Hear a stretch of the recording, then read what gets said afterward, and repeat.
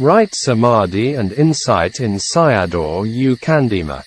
Sayadaw U Sandima, S. Teaching. Translation by Bhikkhu Uttamo. Introduction to Right Samadhi and Right Insight. Part 1, of 4 parts. What is the right Samadhi in the Noble Eightfold Path? There are 2 answers to this important question. The first is from the Buddha himself, the others are from commentaries, including scholars and practicing Buddhists. The Buddha's right Samadhi is the 4 Rupa jhanas. The right Samadhi of commentaries are Khanika Samadhi, Upacara Samadhi with the 4 Rupa jhanas. The scholars and practicing monks, including teachers and students, right Samadhi are with their interpretations, views and together with the suttas and commentaries. Doubts and confusion come from the interpretations and views of some scholars and practicing monks, including lay teachers with students. One of the dangers of the decline of patipatti, practice, is that if one claims to be a teacher without enlightenment, and any of the paths and fruits, and their teachings are only for the sake of fame and fortune, and become like a business. Sayadaw U Candima mentioned these things in some of his teachings. This is evident if we observe the famous Thai forest tradition, especially that of Ajahn Mun, where no one among his disciples ever opened a meditation center for money or fame. These money and competition syndromes facing humanity today can bring destruction and suffering to both humans and nature. The Buddha did not mention Khanika Samadhi and Upacara Samadhi in the suttas. This is the commentary's view and does not mean that it could be wrong. It can come from the experience of some yogis in the past. We can see these in the teachings of some Thai forest monks. Some scholars can misinterpret some of the commentary teaching. Some are self-styled scholars. In his book, The Way to Stream Entry, Sayadaw U Candima mentioned the following regarding the misunderstanding of scholars regarding the mention of Khanika Samadhi in the commentaries. The attainment of Khanika Samadhi was mentioned in Mahanidesa Atthakatha, Patisamhidamagga Atthakatha and Dhammasangani Atthakatha. When completed with rapture, piti, one of the 5 elements of the first jhana, it will also become the completion of the tranquility of body and mind, kaya and chitta passaddhi. And with the 2 tranquilities, it will become bodily and mental happiness, kayika and cetasika sukha. Then, completing with these 2 happinesses, it will become Khanika, Upacara and Appana Samadhi respectively. Therefore, the kind of Khanika Samadhi means according to the Atthakatha and Tika, it has completed with rapture, tranquility and happiness. It means the kind of Samadhi which has the 5 jhanic factors. There can be a wide range of them from Upacara to Rupa and Arupa jhanas. Khanika Samadhi has many levels. We should not look down on daily mindfulness or awareness, sati, in our lives as insignificance. If we look at the Noble Eightfold Path of the Samadhi factors, it includes sati, viriya and samadhi which are together. Without the establishment of mindfulness, we can't protect ourselves and others. See the Siddhaka Sutta, Samyutta Nikaya. Sati practice is purifying the mind. It leads to sila, samadhi and panna. This is the practice of Mahasi system. Restraining our sense faculties needs sati. We can only solve all human problems with suffering with the Buddha Dhamma, a noble education. Without it, we, all of us, become crazy human beings, greedy and selfish. We depend on this kind of Khanika Samadhi to develop insight, with 5 jhanic factors. To become insight right view, vipassana samadhi, we must have the purification of mind, citta visuddhi, or upekkha ekagata samadhi, one-pointed samadhi with equanimity. The dry insight, suddha vipassana, as only vipassana practice without samatha, i.e. jhana practice, is true, but the yogi must have one-pointed samadhi with equanimity. Most of us forget or miss this important point. This refers to vipassana practices before him. Before the mind becomes citta visuddhi or samma samadhi or upekkha ekagata samadhi, the mind cannot incline toward the objects of paramatta mind and form, which are the objects, aramana, of strong insight, balavantu vipassana. Dry insight does not have the jhanic factors.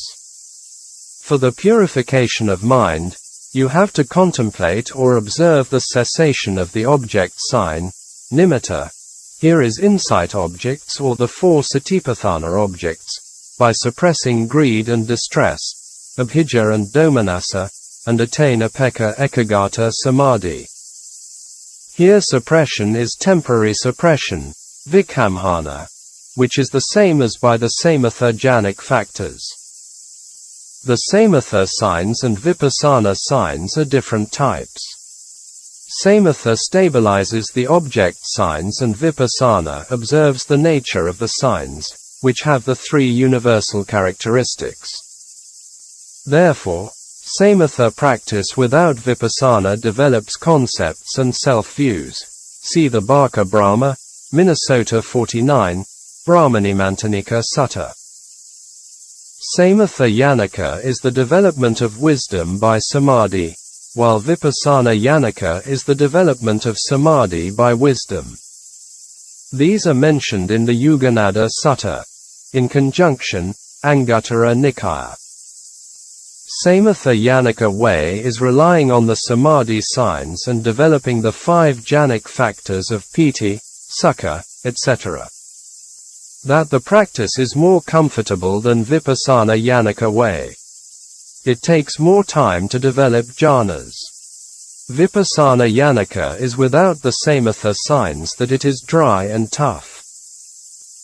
But it can realize paths and fruits quicker than samatha yanaka way. E.g., Sunlun Sayadaw, the Ingu Sayadaw, etc. Some vipassana yanakas are based on some samatha practices, but not to jhanic states, e.g., upakara samadhi in U Ba Kin's teaching. Therefore, vipassana yanaka way is called Suddha vipassana practice or anamitta setto samadhi practice. I think we can find the Pali usage in the suttas.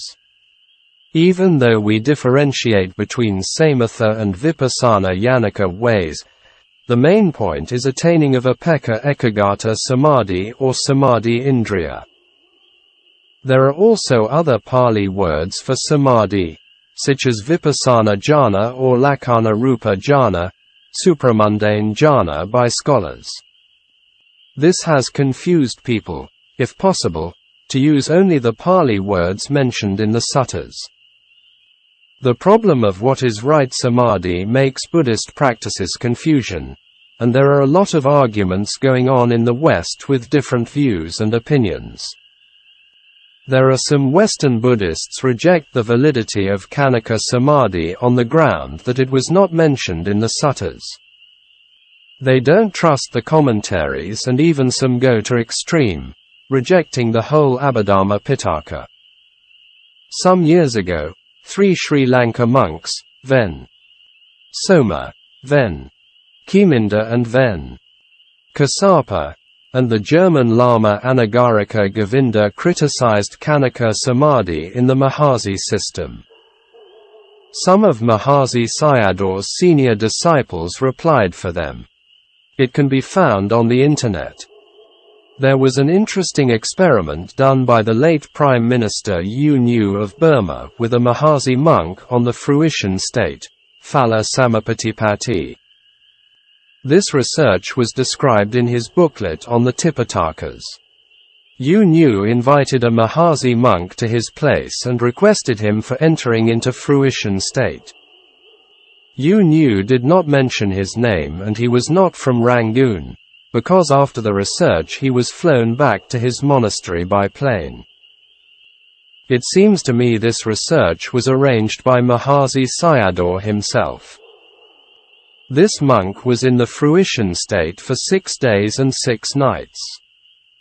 Therefore, Yu Nu arranged for some people to observe him by replacing the observers. An American meditation teacher interviewed Fa Auk Sayadaw about the disagreements of Western Buddhists regarding what is jhana and right samadhi. Sayadaw said that people did not understand the Pali texts well. He also said that jhana practices were explained clearly in the Visuddhimagga. He advised him they should trace it back to the original suttas, the original commentaries and sub-commentaries, i.e., old commentaries. After that, for Visuddhimagga, they will understand the meaning. This important point is also mentioned by Dr. Nandamala Vivamsa Sayadaw, and his many Dhamma talks enriched my knowledge and profundity of the Dhamma. He made this remark as how many of them really studied the commentaries and made the bold criticism. He says this because of how many of them have actually studied the commentaries and made bold criticisms.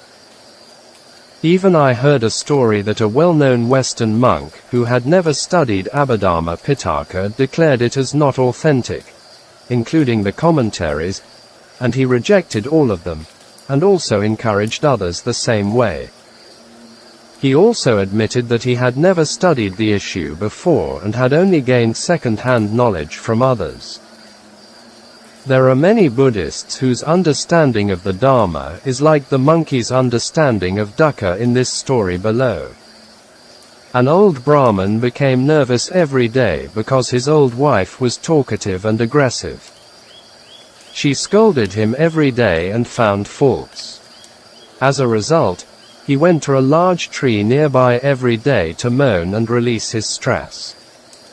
Oh, it's dukkha. It's dukkha. A monkey stayed in this tree and often heard the word dukkha and became curious about it. So he came down from the tree and asked the Brahmin, "What is this dukkha you keep mentioning?" The Brahmin was already in distress and wanted to teach the monkey a lesson. So he replied to him, "You must wait for me here tomorrow, and I'll bring dukkha for you." Next day, the Brahmin put a ferocious dog in a gunny bag and closed the opening with a rope. And then he took it under the tree and called out to the monkey to come down and look for himself what dukkha was. The Brahmin stayed away from a distance and observed the monkey. The monkey came down from the tree and opened the gunny bag slowly. As soon as it was opened, the distressed dog came out angrily with growls and tried to bite the monkey. The monkey jumped up the tree instantly with a fright and sat on a branch looking down at the dog, which was still barking at him. The monkey made this exclamation, "Oh my God, I know. I know." Dukkha means aggressive eyes with frightening sharp teeth. Some Western philosophies of dukkha are not so different from this monkey. See hedonism, imperialism, capitalism, competition syndrome, money syndrome, etc. They don't see the dangers and even fall in love with dukkha. Khanika Samadhi has many levels on the way when it reaches the level of Upekkha Ekaggata Samadhi. It was like the still-flowing water. Ajahn Chah gave the still-flowing water simile or analogy to this samadhi as follows. Still, flowing water. Have you ever seen flowing water? Have you ever seen still water? If your mind is peaceful, it's like still, flowing water. Have you ever seen still, flowing water? There.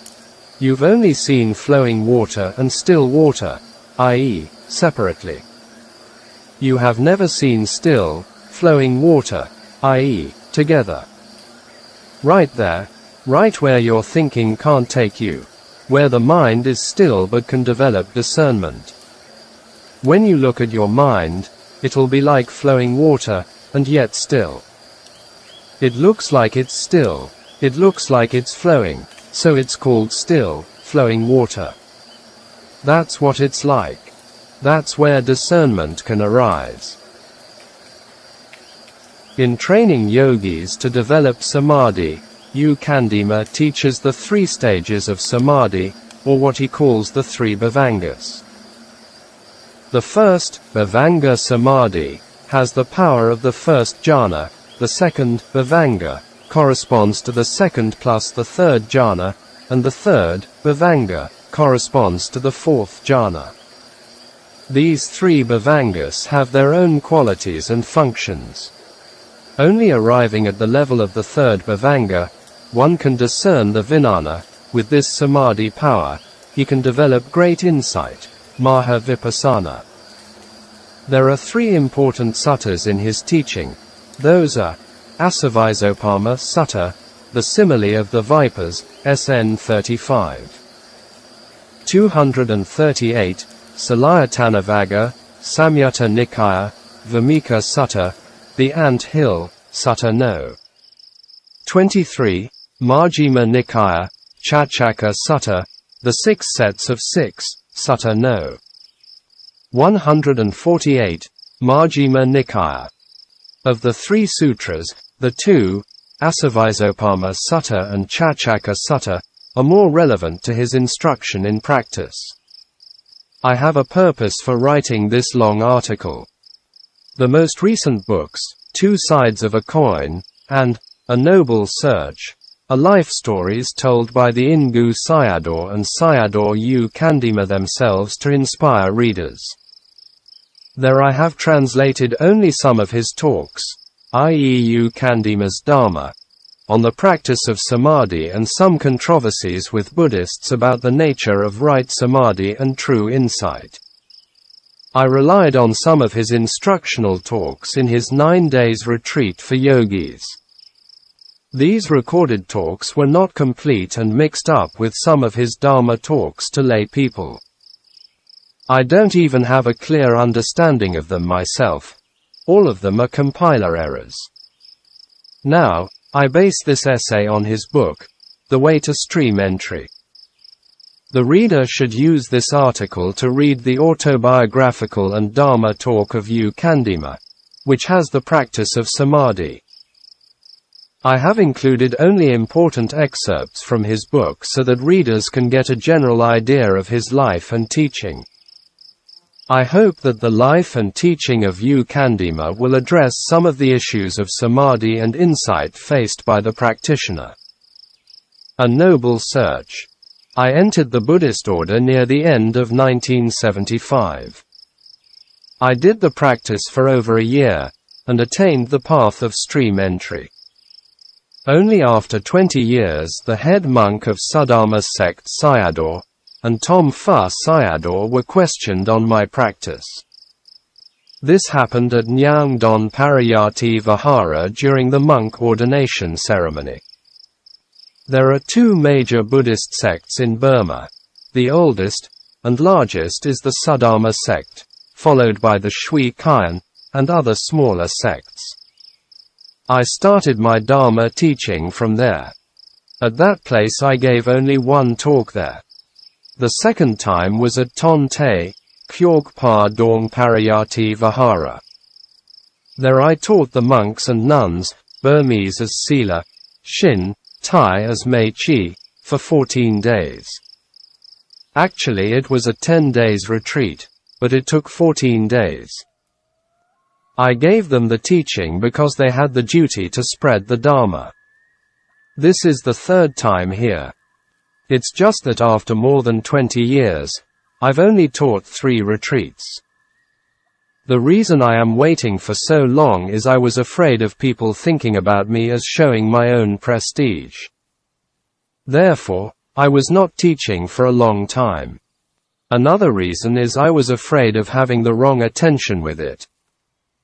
I know that at this place Paung Tala town, the teaching will be developed here. Yu Xin doesn't know about the Pariyat, learning from texts. As a young man at the age of 24 I did the practice, and learned the path, and fruit of stream entry, which I'll share with you for your benefit. Teaching Vipassana is like selling goods. What is the value of such goods? The customer should ask, how is its usefulness? The seller also can give guarantee for the goods. In this way, the seller and buyer will do well. What it was made of, and how long it will last for use, all these have to be guaranteed.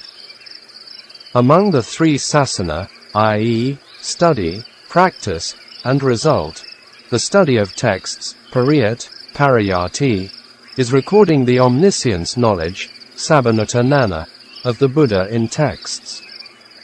We have to practice them, and only that we have the chance to experience it by oneself. Therefore, patipat, patipati, is the sasana of practice. The yogi with one's own knowledge analytically penetrates the conditioned Dhamma of mind and body, and its reality. With this, he understands the truths of dukkha, its cause, the ending of dukkha, and the way to ending dukkha, i.e., dukkha, samudaya, nirodha, and magga saccas. This is the attainment of path, and fruit, and nibbana, which is the result of patipati. Only this kind of person can spread the patipati sasana. In Pariyat sasana also has its levels, and someone who has the graduate certificate can spread the sasana. For the teaching practice, someone has to penetrate it by himself, and liberate from dukkha. Only this person can help the lay followers to liberate themselves from dukkha, and to nibbana. I myself don't know anything about Pariyat, but practice hard to arrive at the path, and fruit of stream entry which I offer you for the benefit. How can I have the perfection, parami, to practice it successfully? It's impossible without perfection, and must have parami. I'll talk about my parami in gist. My birthplace is Targun Dine village, Tarnut Pin town, Pegu district, i.e., north of Rangoon, and not very far from it. Before I was born, I had two older sisters above me. After my sisters were born, my mother had a strong desire to have a son. After the pregnancy, one night my mother had a dream. From the sky the Buddha and Arahants were coming for alms foods, and mother went outside to offer foods. After giving foods to the Buddha, she was ready for the first Arahant. The Arahant opened the bowl lid, and took out a baby inside the bowl, and gave it to her.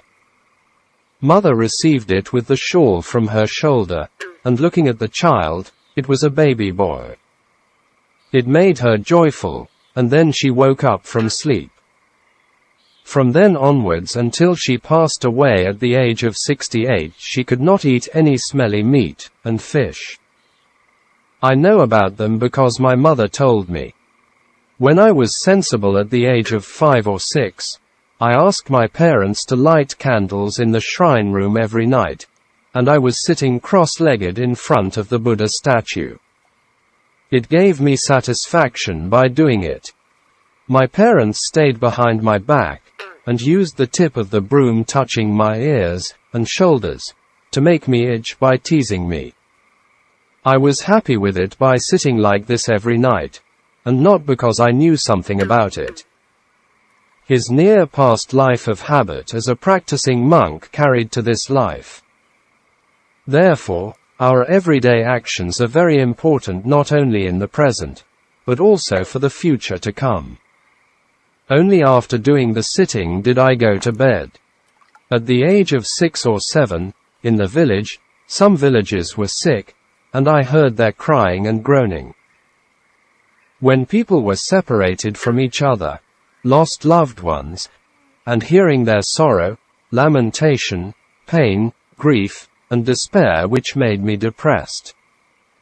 Sometimes I saw people looking after the sick person, also the loved one, with low spirits and small faces, which also made me depressed. When I saw all these human sufferings, and asked my mother, "Mother, are people very often sick and crying, and groaning like this? Would it happen to us like this later?"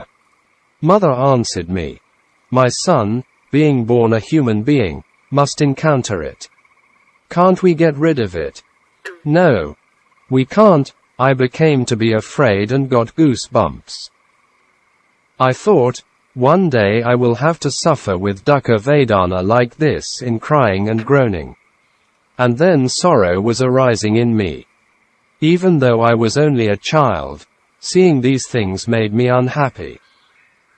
I was also unhappy by seeing people became sick, and inviting doctors to see the patients, and looked after them.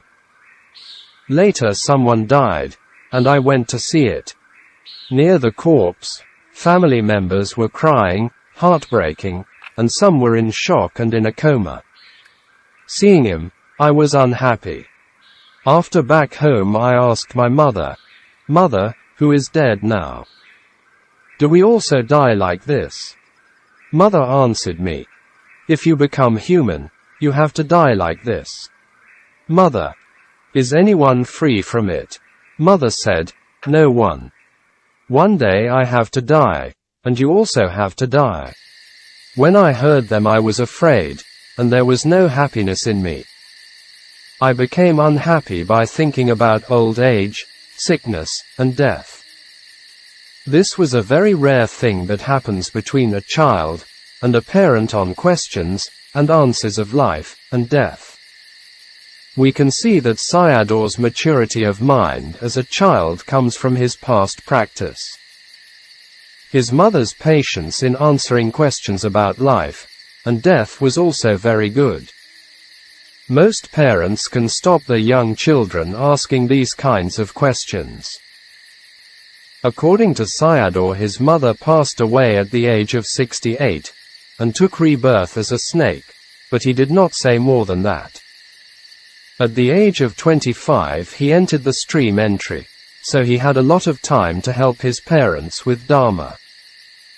His father was lucky, he practiced, and reached certain level, but at dying his mind was inclining towards Sayadaw at the moment of death, and took rebirth as a tree spirit, Ruka Devata. I was thinking about the issues of where there was no aging, sickness, and death. So I went to ask my mother, "Mother, please tell me if there is a place where no aging, sickness and death." Mother said, "We don't have this kind of place under here, but it exists on the moon." Mother was making a joke to me. So every night when the moon came out, I went outside, and looked at it.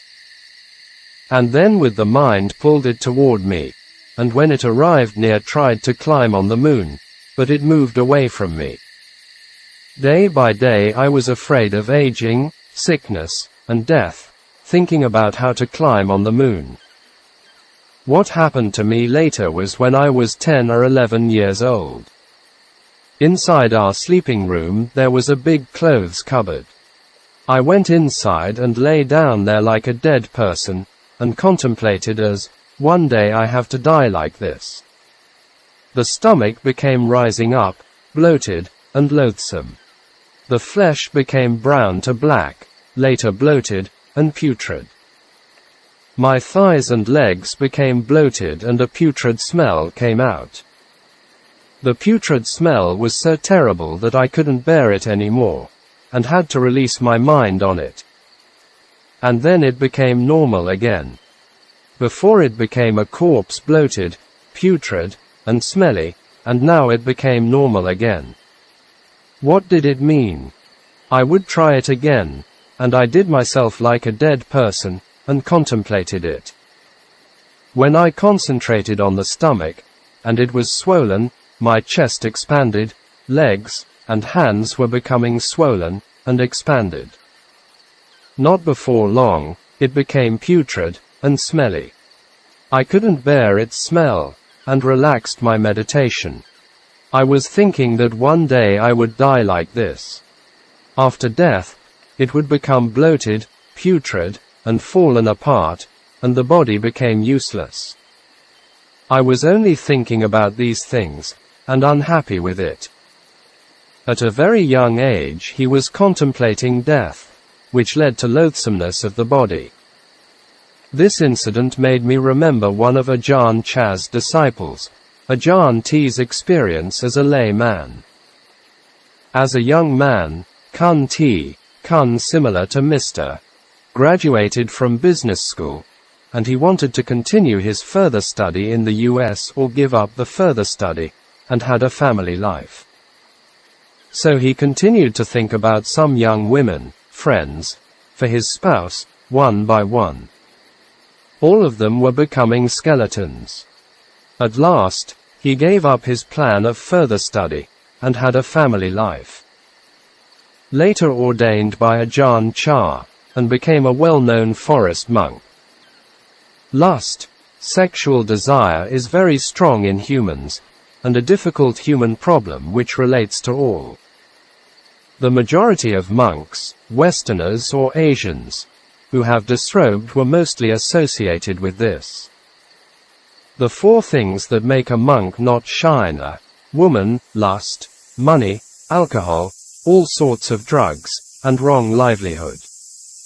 I think these also can be related to the lay community. In today's modern world we can see lust, sexual desire is a lot worse than before, such as homosexuality, child pornography, man prostitution, never heard before, a lot of abortion around the globe. In this case we humans of today are inferior to animals. The scriptures also mention some wrong sexual practices, such as illicit lust between family members, adharma raga, etc. Nowadays, there are a lot of human problems connected with lust. Solving these issues are also wrong, sometimes instead of solving the problems even promoting them by laws and media. What's a mess? Closing square bracket. Sometimes in the village there were merit makings, such as Buddhist festivals offering foods and requisites to Sangha, etc. And we invited others from other villages, relatives, and friends. Everyone came with their bullock carts, and we met friends and relatives together, and were all happy with it. We established temporary pavilions and preparations for these occasions. After finishing all these merit offerings, all relatives and friends were leaving, and leaving us behind with separation and sadness. We all took down all the temporary pavilions and preparations which I saw made us unhappy, again. Living in the human world was no pleasure and pleasantness, and no stability at all. Behind all these pleasures and pleasantness were existing with displeasure and unpleasantness. People have paramis, perfections like thorns which start coming out also pointed. Gladness follows with sadness is a natural phenomenon. If it's like this, there is no pleasure at all. Therefore, I wanted to climb on the moon. So I asked my mother, "Mother, I am trying to climb on the moon, but I can't do it. Is there any other place which frees you from aging, sickness, and death?" Mother said, "There is none, and also can't be on the moon. I was making a joke of you. If you're on the moon also you can't free yourself from aging, sickness, and death. This body is with you. Does the Buddha also age, get sick, and die?" The Buddha would age, become sick, and die only this time, and it would not happen again. If this is possible, then I'll practice his way. How did the Buddha practice? And then Mother taught me how to use the rosary with reciting of anicca, dukkha, and anatta. You'll age, sick, and die for this time only, and never again. And then I began counting the rosary. At night without doing it I would never sleep. Also Father taught me how to use the rosary, such as the qualities of the Buddha. There are 9 qualities or attributes of the Buddha, and a very common practice in Burma, mostly for protection and power. The 3 universal characteristics, i.e., anicca, dukkha, and anatta, counting the rosary for the numbers of one's age, e.g., if you are 50, then counting for 50 times of each one round of rosary, etc. I was doing this practice every night, and observant days, i.e., 4 days a month, up to my high school year of 10th standard, i.e., before the entrance of university. Whatever business I had on every Uposatha, observant day, I never missed it. I was making the determination that I would practice according to the doctrine of the Buddha, and trying my best not to get this khandha, mind, and body. And then I arrived at the 10th level of high school. Here we can see the importance of habitual practice, samatha or vipassana. Sayadaw's past life, as a monk also, habitual practices carried on to this life. Even at a young age as a small child or boy it never vanished. There is a Burmese yogi U Kyor Win, who at the age of 28 started to practice samatha with rosary. When he was a little older, and close to retirement age, he had the chance to Mandalay City with government duty, and arrived at a meditation center which taught the way of Kani Sayadaw's method. Kani Sayadaw 1870–1956. He had the chance to sit 2 hours with Anapanasati, and had a good Samādhi. Shortly after retired, he went 2 months with retreat at Morbi, near Rangoon, Ratapala Meditation Center in 2005. This is Mai Zin Sayadaw's center which taught the Kani method. He wrote his 2 months retreat experiences in an essay called Taste of Dhamma, Dhammarasa. It seems to me he was quite successful in the practice. This is the benefit of many years of habitual practice of samatha or vipassana. Another example is an Italian yogi named Edoardo, and according to him when he was in Italy every day he practiced meditation for 2 hours with Anapanasati. Later he went to Burma, and looked for a teacher to practice with. He met Ven. Adhikaramsi, U Sun Elwan, who taught him Mogik Sayadaw's system, and realized Dhamma. Later he wrote a letter to Ven. Adhikaramsi said that he was teaching at St. Petersburg in Russia. This is also the outcome of habitual practice. Habitual practice is so important for dying near death.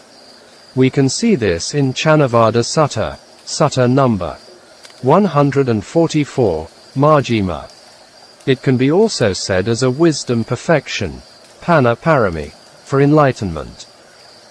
Closing square bracket. At the 9th level of high school, I stayed at my aunt's home in Saketa town. At the 10th level, my great-uncle who was a Buddhist monk said to me that at this level there were many books for study. So asking me not to stay at my aunt's home, and came to stay at the monastery. Therefore, I moved to the monastery. In the rain season, he taught laypeople on the process of dependent arising, Paticcasamuppada, with Mogik circular chart on DA. So I asked him, Ven, Sir, what is this circular chart for doing? I am using this circular chart for teaching people.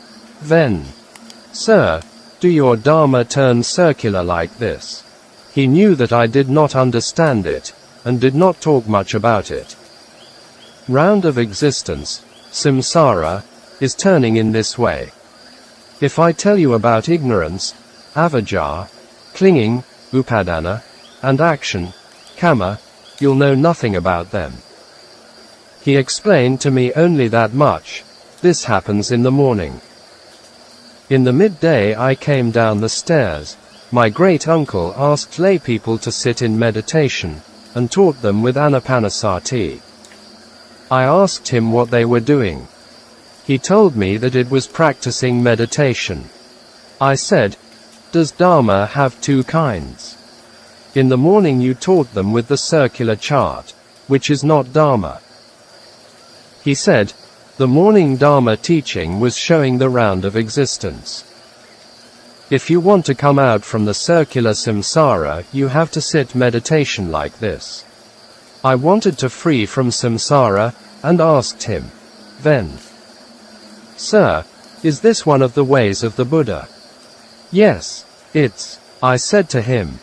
"It can't be, and must be the counting of the rosary." "Did you see the Buddha holding a rosary?"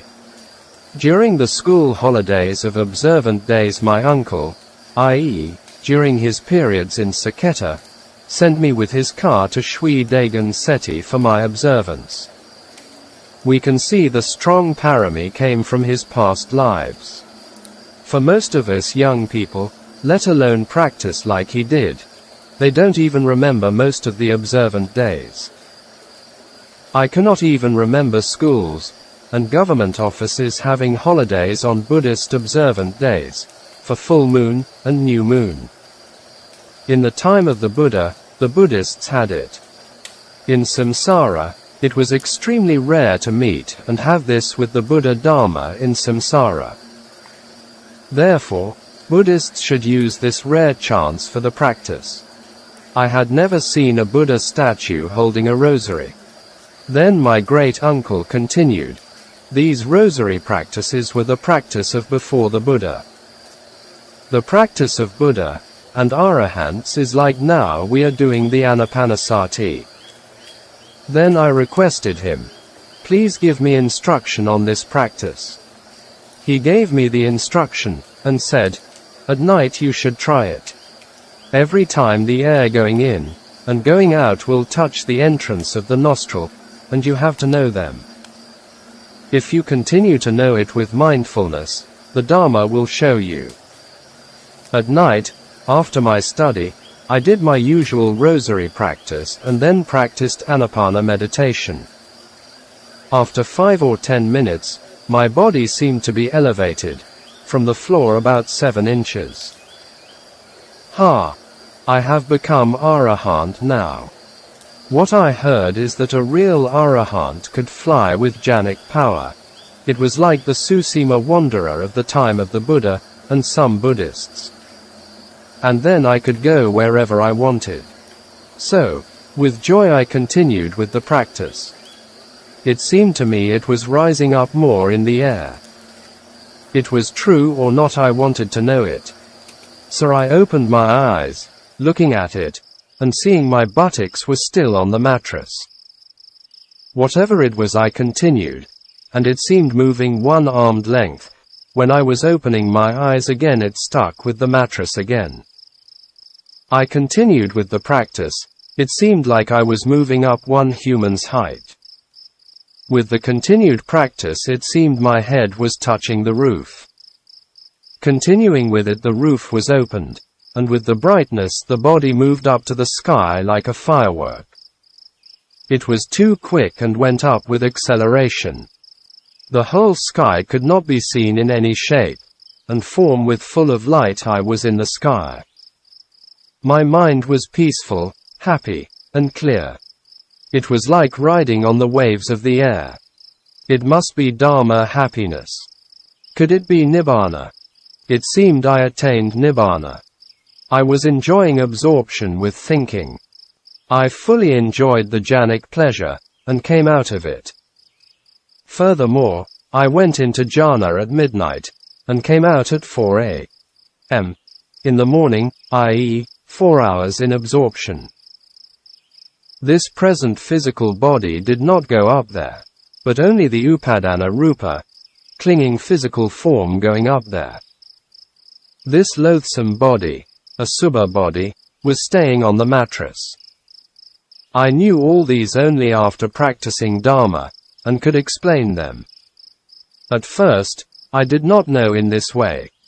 He knew the experience but can't explain it. In one of Mogik Sayadaw's talks, he said that most people thought the mind could go here and there. This was a wrong view, sasata, like the view of soul theory, but the mind could incline toward anywhere.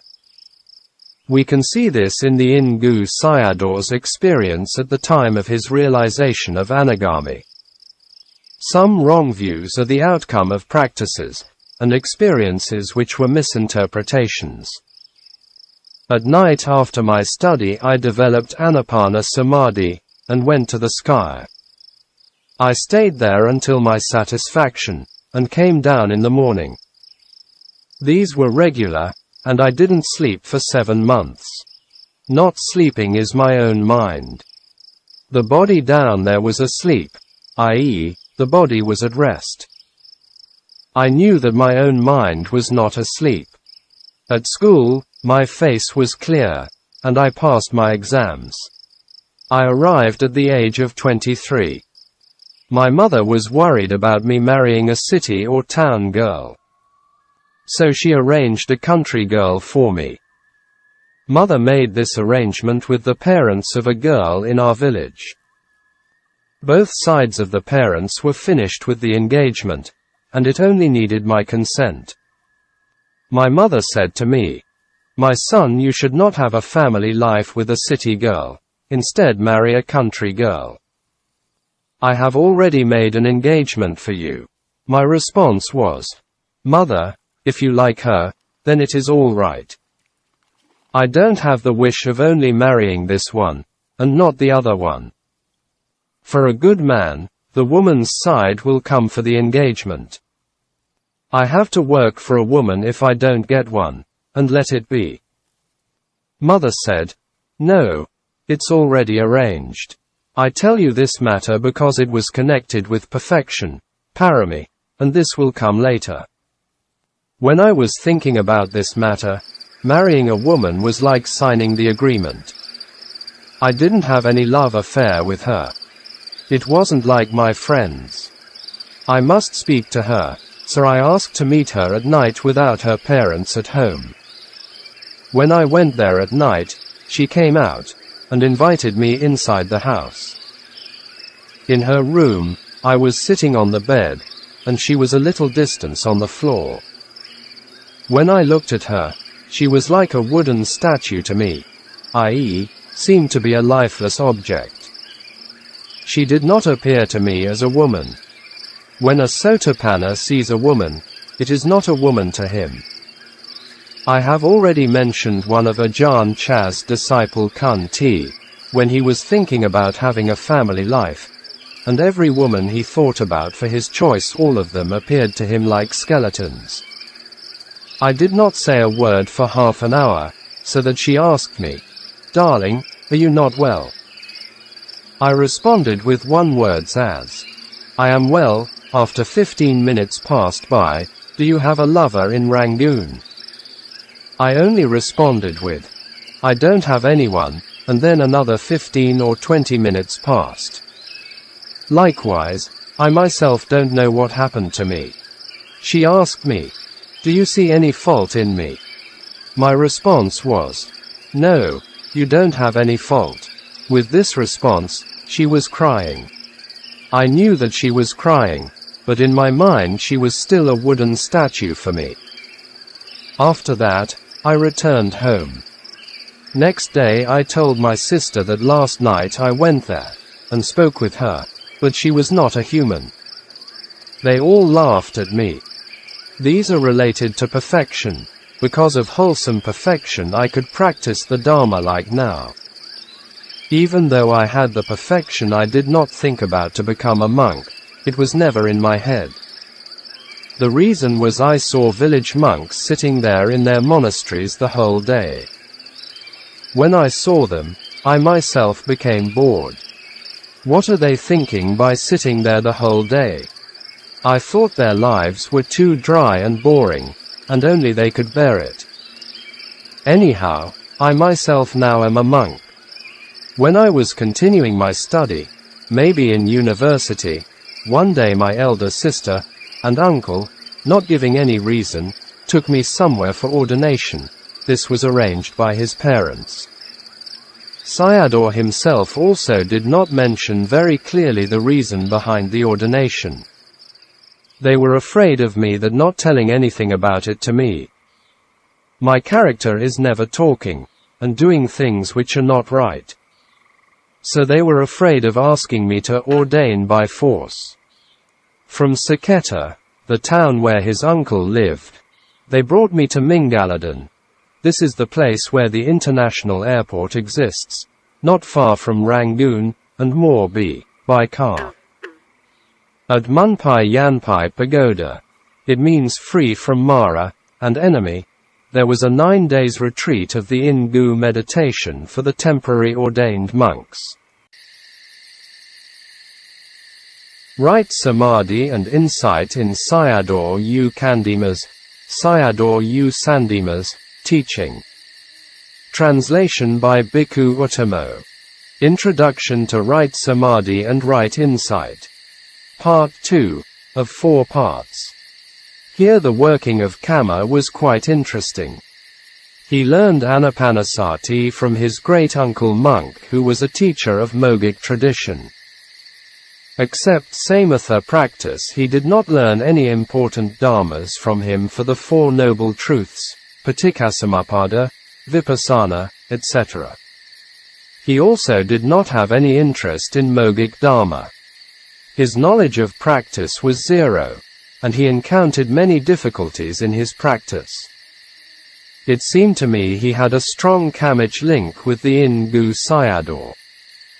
It makes me remember one of Ajahn Chah's disciples, Ajahn P. He was from Bangkok, and after graduation in Thailand, he continued his further study in the US. One day in his meditation there, he saw a senior monk in his practice, and he did not know who the monk was. He came back to Thailand, and was looking for this monk. He was looking for him in the well-known Thai forest tradition of Ajahn Mun's senior disciples, such as Ajahn Fung, Ajahn Wen, Ajahn Chop, etc. Later he found Ajahn Chah, who was the monk who appeared in his meditation. He became Ajahn Chah's disciple, and because of his samadhi had a monastery in Bangkok at a noisy area near Don Mueang International Airport. Therefore, everyone has their own teacher of Kammic link. So they took me to Kamathana teacher U Saridharma, who was the Ingu Sayadaw's disciple. They did not even tell me a word of the purpose of taking me here. When we arrived there, my parents were waiting for us. There was also a pavilion for monk ordination with new monk robes inside. I was speaking with Sayadaw, and later my mother called me to have my lunch, and to take a bath. When I was preparing for a bath, my mother told me to wash my head first. When I was sitting with my bowed head, mother poured water on my head, and then cut my head hair with the scissors. After 2 or 3 times of cutting, the middle part of the hairs were gone. It made me angry, but to my mother I couldn't say anything about it. If another person I could kill him. Here we can see his dosa character, which is tough and determined. Because I had other plans, and already spent some money on it, not mentioned it. It made me angry and sorrowful, but I let go of the anger and conceit. It was up to my mother's decision to become a monk. When I was young, I always listened to my parents' words, and never made them suffered mentally by opposing them. I did not want to see and make my parents unhappy, and distressed because of me. When my mother became sick, I stayed near her without sleep, as a young boy concerned for her. As a child, when Elle was playing never going far from mother, in case she needed me I could hear her calling. Here we can see Sayadaw as a young child even had the instinct of filial obligations, and practices, i.e., in Chinese Shao Tao, the foundation of all goodness to arise. So he was a filial son, Shao Ji, when he was young.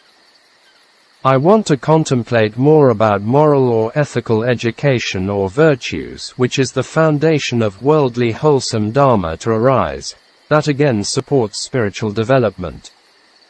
There is much evidence on this in the distant past or present day. Here I want to give two examples from mainland China in short, which were extracted from two documentary films. The first one was from Tianjin, Hebei Province. He was called Mr. Gyork, i.e., Chinese family name. He was the head of a criminal gang, and a rich person. Most of his wealth could come from black money or wrong livelihood. Later he met a group of people who were touring the whole China lecturing on Chinese culture and moral education, which were not from books, but directly from their lives and experiences, how their characters and lives were changed. He himself became a changed person, and became a well-known philanthropist. The second person was from southern China Chaochu district Guangdong province. He was called Mr. Shell, family name, and seemed to be from the countryside. He was the leader of a small group of thugs in his area, and everyone was afraid of him. Likewise, he gave a lot of trouble to people there. He exploited people by force and violence. Therefore, many sold their lands, farmlands, and left the place. He got them at a cheap price. Later he had the chance to see some documentary films on moral education and Buddhism, which I have mentioned above. He changed his life in accordance with the teachings of Chinese sages and the Buddha, and became a totally new person. Even his face was changed from unwholesome to wholesome. Later he used the video records on moral education to train people around China in his place. He built a center for this purpose, because he got many lands which are mentioned above. Before he was a violent thug, now an educator on moral education, and also became a practicing Buddhist of Pure Land Buddhism. For their lives can check the following website, www.sxjyggw.org. When I was young I experienced unhappy things, i.e., human sufferings around him, and in this way became a monk. Before I became a monk, one time when I was crossing the Pegu stream, and got stuck in the thick mud, I thought to myself, I must die, and there is no one to save me. It's also very far from the village. I was calling on the Buddha, and not very long the tide water would arise, and except the Buddha no one could save me. After some time, the fisherman Ko Ong Din, who was our neighbor returning from fishing, saw me, and saved my life. Arrived back home, my mother gave me food. I was thinking that when people encountered dukkha they were calling for the Buddha. In that case, what should I do to be near the Buddha? If I was in dukkha I would be near the Buddha. And then I made the following wish. In every life let me encounter dukkha. My whole body was rising up with goose flesh. This is also a parami, perfection.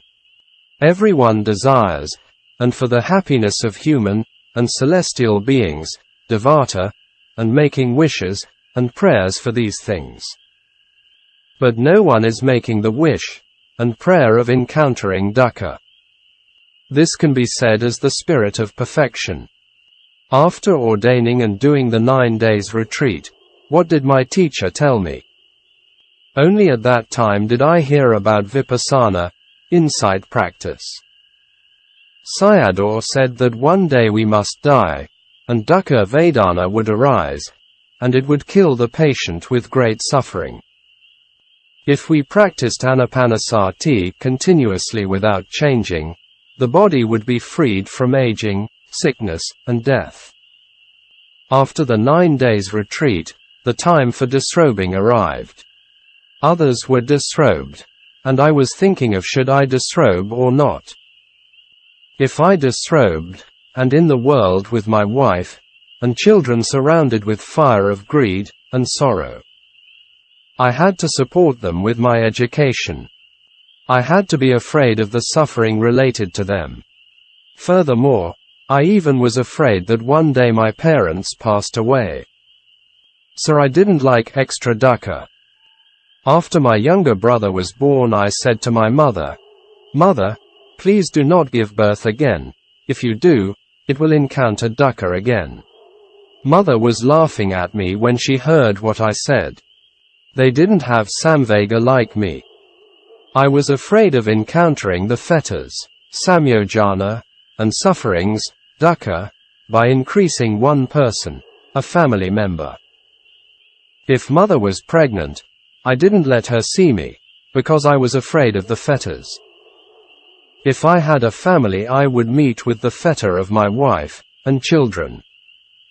I am determined not to let these things happen to me.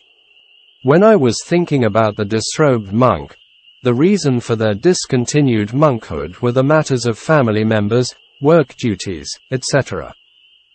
They replied to the abbot as they wanted to continue the practice because of other duties that they had to leave.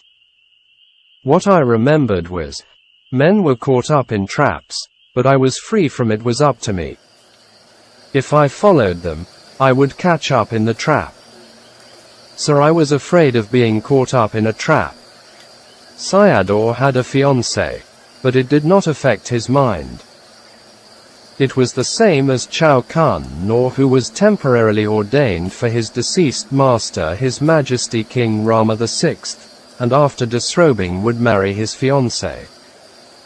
He changed his mind, and continued his practice in a kuti for 45 years, a noble warrior.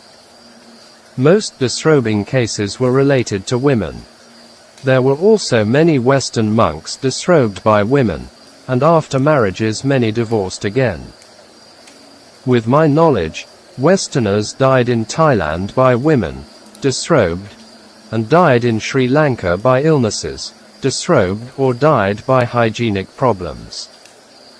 There was a story in Thailand related to Luang Por Dun, Atulo's senior disciple.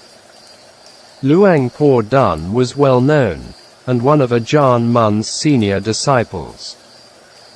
He was a bit like a Zen master, and one of his well-known teachings is that Chitta is Buddha. His senior disciple was 60 or over 60 of age, and an abbot of a monastery. One day he told his monks he would give up his robes. It shocked the monks and lay followers.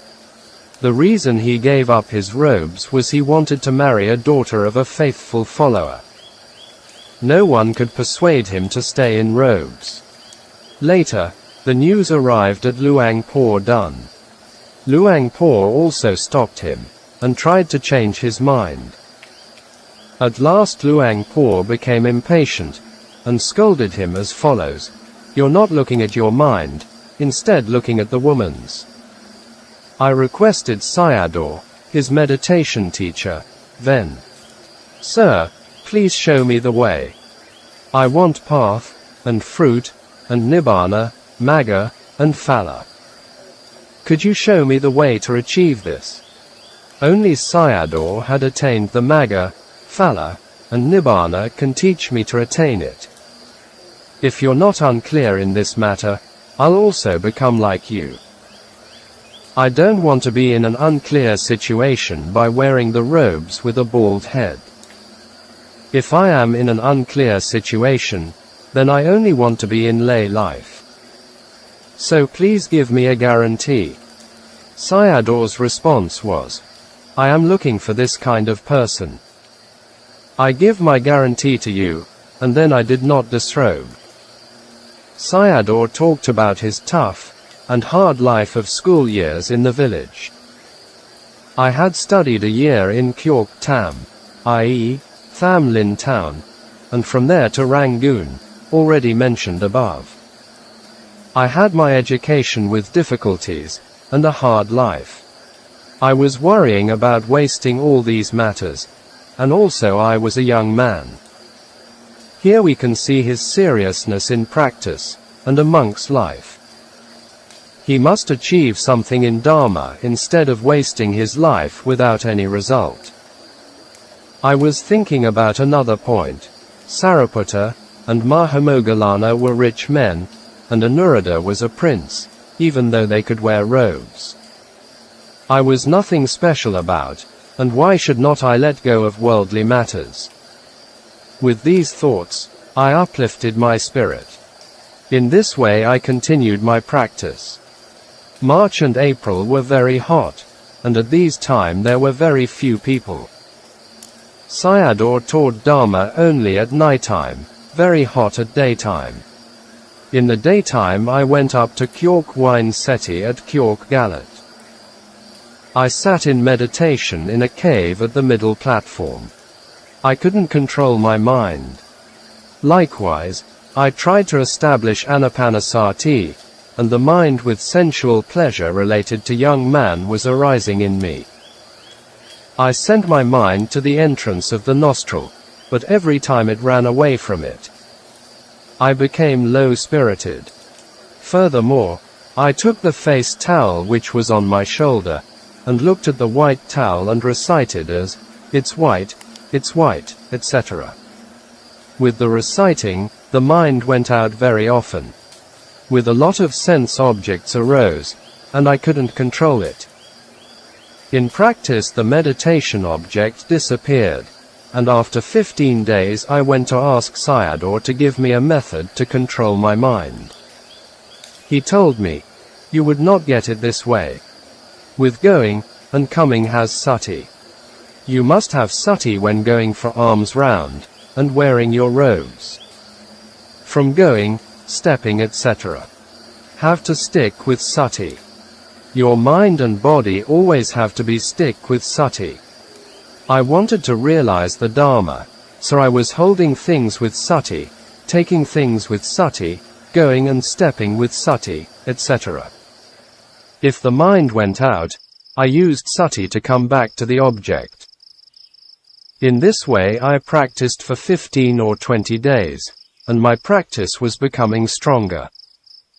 I went alms round in houses at Taik Koi Lone, 9 buildings. One day I went inside a house, and sitting at a place prepared for monks, and a girl came out and put foods inside my bowl. After I put on bowl lid my consciousness stopped, and disappeared. I.e., something like in coma, it's called fall into bhavanga, life continuum mind in Abhidharma. When Luang Por Tate Dasaramsi, one of the Ajahn Mun's senior disciple, was a young monk, he always fell into this state while sitting in Samādhi.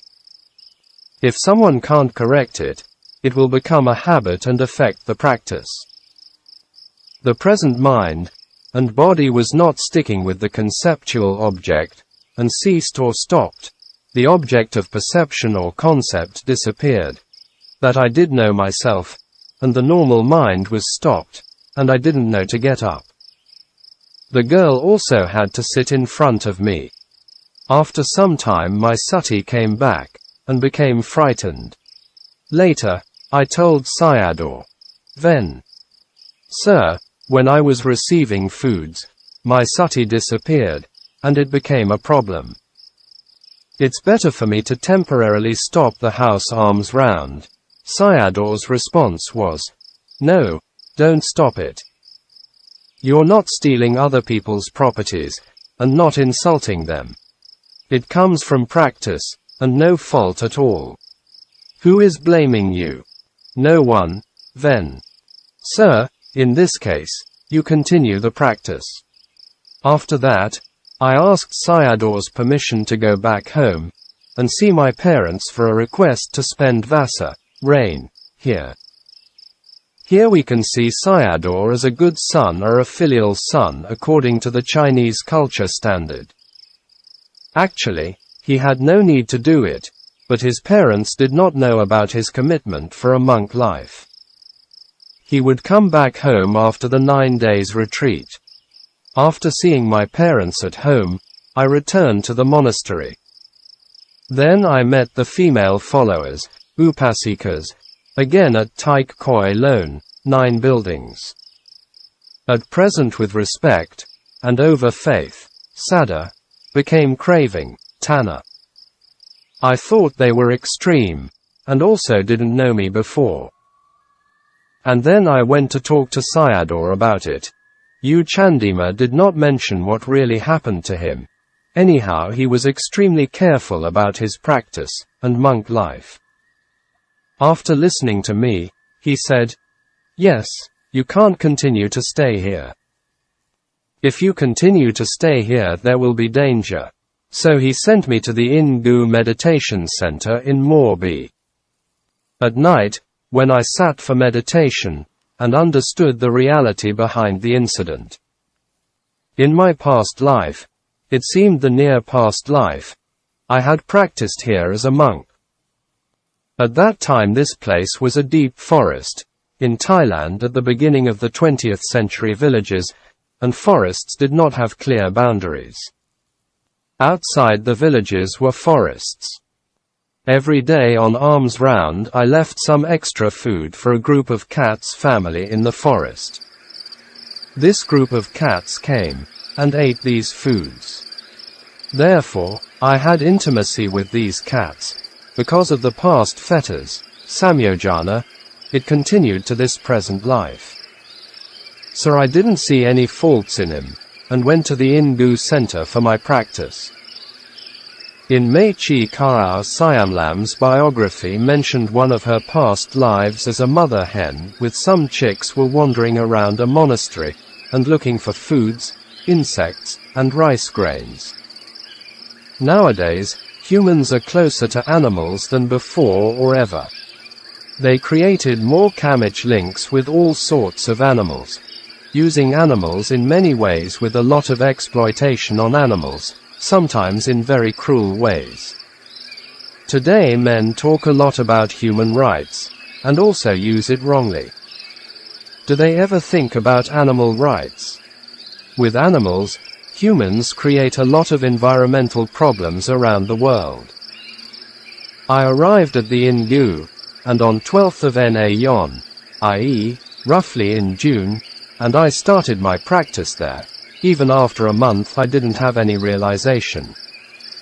With breathing in, and breathing out Vedana arose, i.e., Dukkha Vedana, and then breathing strongly to overcome Dukkha Vedana was becoming a practice.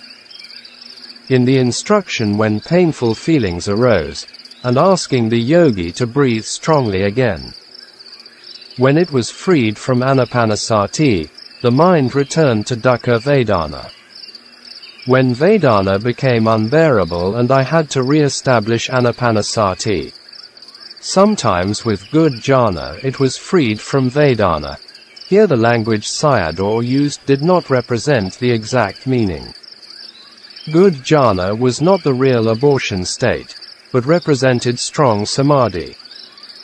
We can never be free from feeling. One type of 3 feelings always exists as one of the 5 khandhas. Freed from Vedana meant I could bear it. Sometimes it fell back on Vedana, i.e., Vedana pulling the mind down to its place. What did Sayadaw say about it? I.e., referred to the Ingu Ukkaṭṭha. He taught, hot, stiffness, tightness are Vedana, numbness is Vedana, to Vedana noting it as Vedana, from Sayadaw Ukkaṭṭha's talk. I had to note them as Vedana, but I didn't know about it. I had listened to other talks also, and didn't know anything about them. Likewise, I did not know about insight practice, vipassana. Here we know about the importance of study, pariyat or nata parina. Candima didn't have a good teacher to guide him. He had the chance to study with his great-uncle monk who was teaching the Mogic system, but it seemed he had not learnt anything from him when he was in high school. I want to say here the importance of Mogic Sayadaw's Dhamma talks in practice. It not only helps us to develop wisdom faculties, also directs us to the clear direction on the practice. I only remember one Dhamma, which is whether you want to know if you are enlightened. I.e., the state of stream entry, sotapanna, with the contact of the eye, and physical form, rupa, if you know them as seeing a man, and knowing a man seeing a dog, and knowing a dog, etc. These are normal knowing with concepts, and you don't have any realization. I only understood this one. The other things are the 5 khandhas, etc. I did not know anything about them.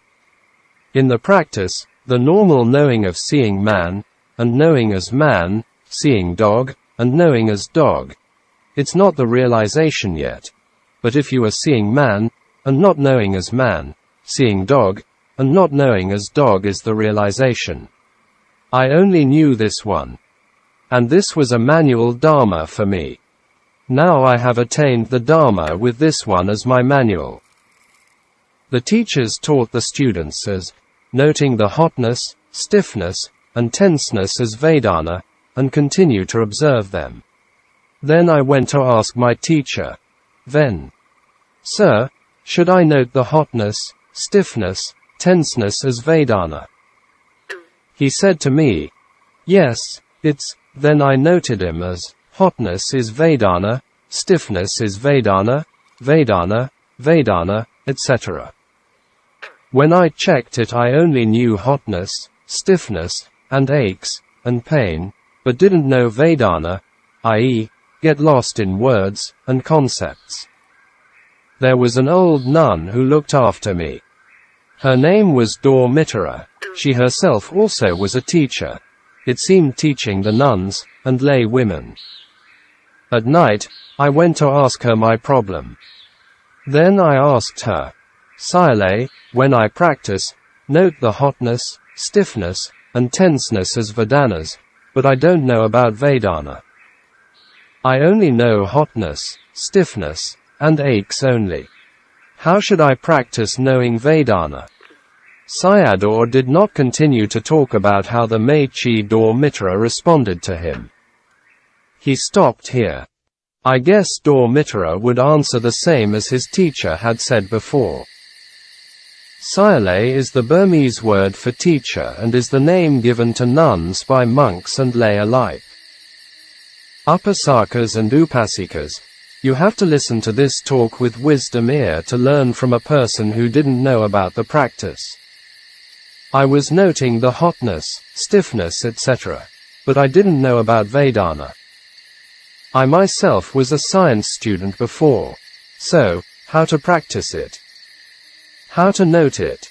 What is the reason for it? What cause leads to what result? I could only practice by having references and evidence. For example, in geometry, a type of mathematics, 2 triangles are equal. In this case you have to prove it.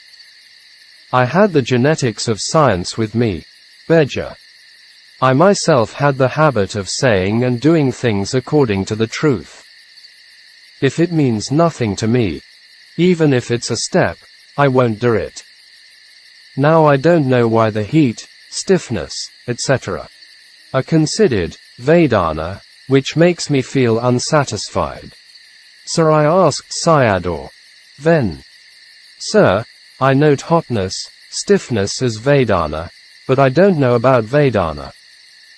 How do I contemplate it? Sayadaw's reply was, Ven, if you have hot, cold, and stiffness, it's pleasant or unpleasant.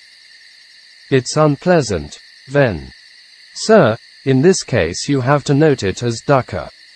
Did it happen on its own, or did you do it?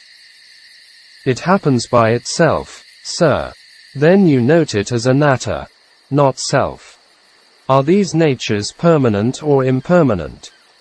It's impermanent, sir. Then it's not permanent. You note it as anicca, inconstant. I thought as I had the method, and practiced it again.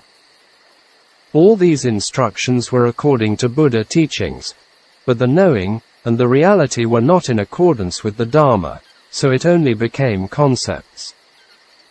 Before Vedana arising I practiced Anapanasati, and when Vedana arose as an example, hotness arising from its nature, and I recited it as anatta, anatta, etc. So my mind became tired. When I looked it back, hotness is only known as hotness. I didn't know it as anatta, and only the reciting of anatta existed. The instructor of meditation, Kamathana Acharya, had to give the instruction suitable to the character of the student, and not taking everyone as the same. People had different knowledge, Nana. This was the most important in giving instruction. The teacher must give guidance appropriate to the practitioner's shallow or deep knowledge, and his scope and perspective. I wanted to know the nature of cause and effect. The teacher gave me instruction as usual, i.e., fixed formula, that the giver and the receiver were not in accordance with its nature. It was only reciting as anatta, but I couldn't bear the pain and aches, because I couldn't bear the hotness, pain and aches that the mind suffered, so I was reciting it dukkha, dukkha, etc. It was only reciting, and still in suffering. It did not disappear, and also not knowing as Vedana.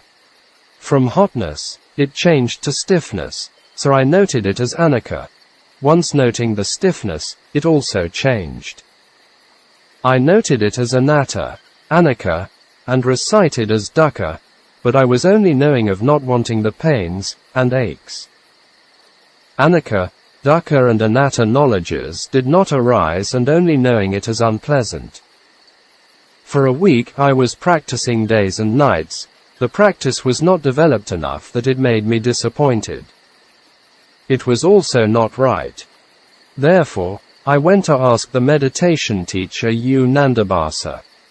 It was not easy to ask him, because there were many people there. He could shave head hair, so I had to wait until my hair was long enough. Only shaving the hair, I approached him friendly, and asked my question. Then, "Sir, I am noting the hotness, stiffness, and tenseness, but don't know Vedana. To the nature of the element, I know only unpleasantness. How should I practice knowing Vedana, and without unpleasantness?" His answer was, "Friend, if hotness, stiffness, and tenseness arise, it has to be noted as Vedana." Friend is the Pali of avuso, in Burmese, Sayadaw. Here we can see the system or method of practice with no clear explanation about the system. Later we will see when U Candima became a teacher himself, he explained his teaching very clearly about the three trainings of Sila, Samādhi and Panna. If we study Mogik Sayadaw's talks, we also understand the importance of the teacher, and Nata Parina before the practice. I myself have practiced like this, and noting is useless for me. But I'll note it again. So I continued the practice with noting. Noting was one thing, and the experience, i.e., feeling of dukkha Vedana, was another thing, only knowing the unpleasantness, and not led to wisdom, Panna. I was practicing for over a month now. My skin was burning, and my bottom was with injuries. Here we can see the seriousness of his effort in practice, similar to the great yogis of the past. It mentioned the following incident in Tibetan yogi Milarepa's biography. Once one of his disciples had to leave him, so he sent his disciple on a journey.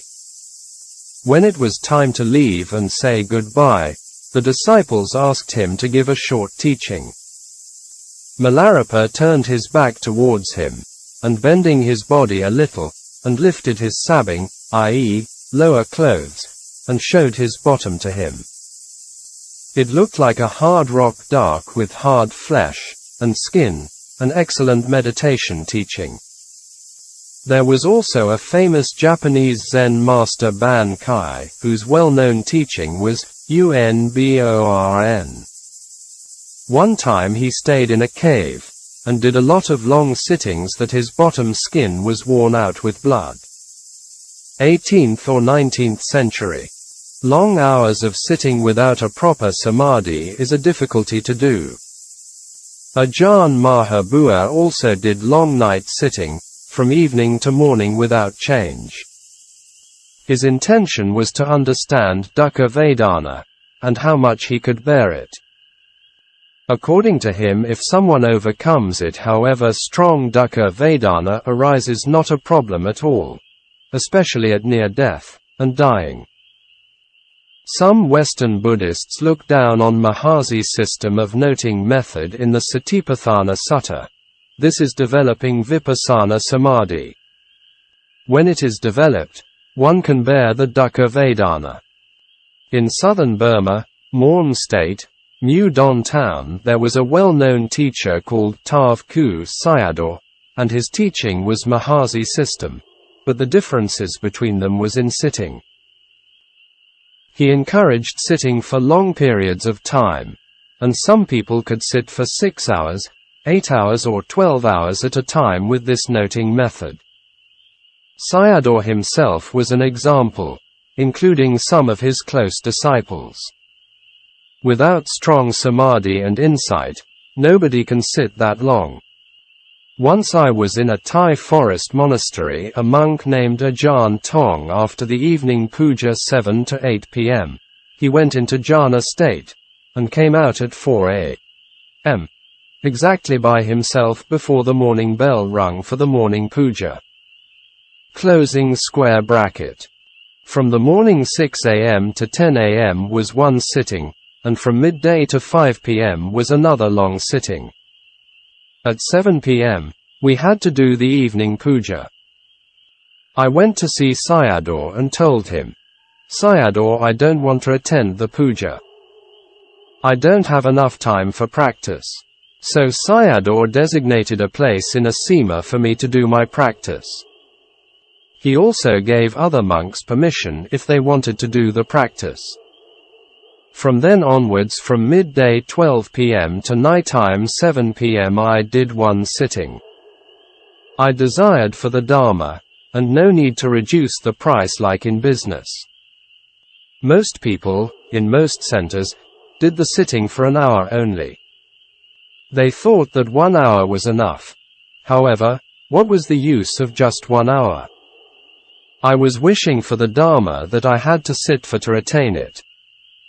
If you didn't succeed, then it was only wasting the time with the numbers of sitting.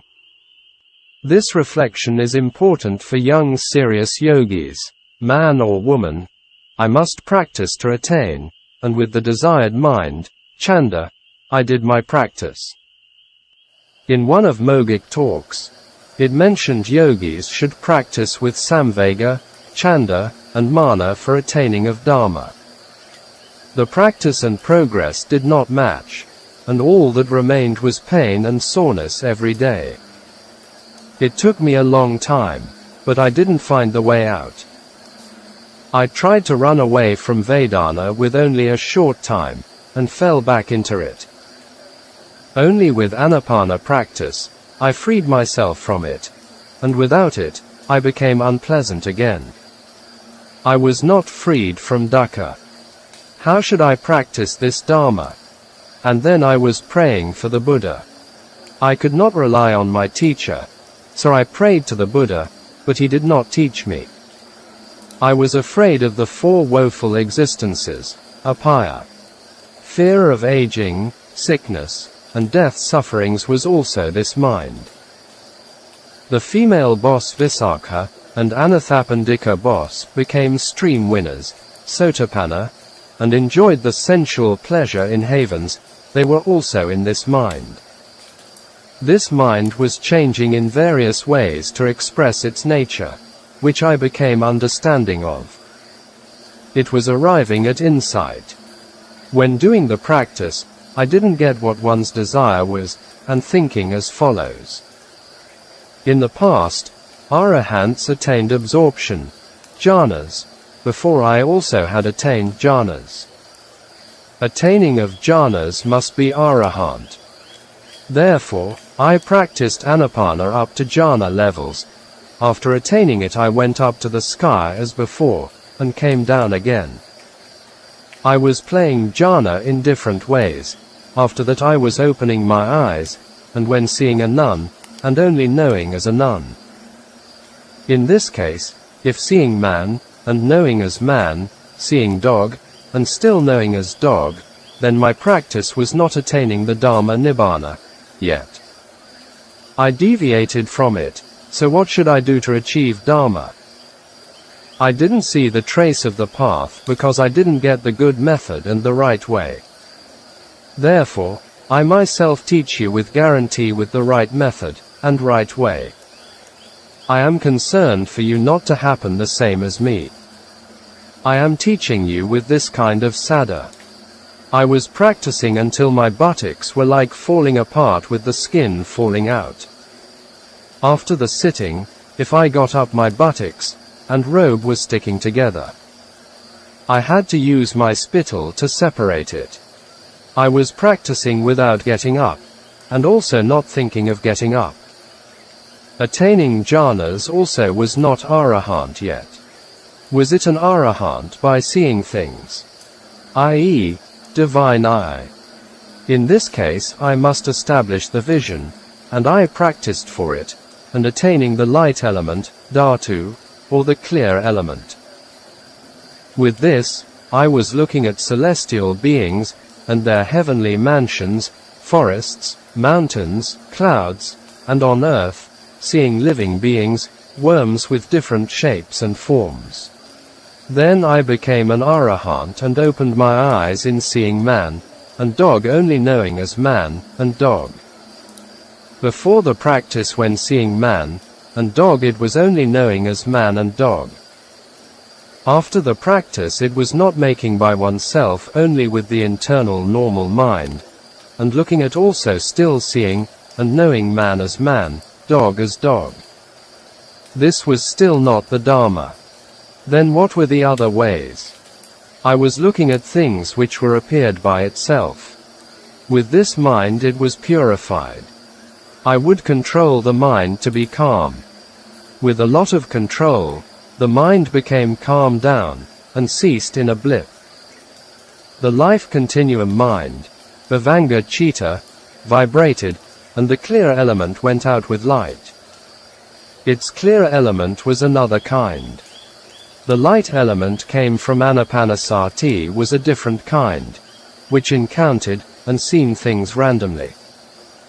The light element now was appearing with brightness when I wanted to see anything, and it was like looking at things with a torchlight. Now, I was practicing at Morbi, and my parents were at Pigu. I wanted to look at my father and mother there, and when I looked there, and also saw them. The mind did not go there as most people thought, it was only inclining towards that direction. What were they doing at that time? Father was in the kitchen, and roasting dry fish to eat, and after that he was looking for the oil bottle. I was seeing it as like opening my eyes. He couldn't find it, so he asked my mother, Ma Kinmaya, where is the oil bottle? I heard his voices like using an earphone, small and clear voice. Mother replied as, it's at the corner of the food cupboard. Father took the oil bottle from the corner of the food cupboard, and looked inside to see there was only a little bit of oil. He was angry, and scolding mother as, the oil is near finished, and why don't you buy, and fill it again? All these things I saw, and heard from my place. Now, I knew things which I wanted to know, see and hear, so I thought I was to become an arahant. I still didn't know about stream enterer, once returner and non-returner. I thought attainment of Dhamma was arahant. If became arahant must attain nibbana, i.e., unborn. When a nun came, and looked at her only knowing as a nun. When looking at a monk, and only knowing as a monk. When looking at man, and only knew as man. Oh, My view has not changed. My practice seemed to be wrong. You had to destroy these practices.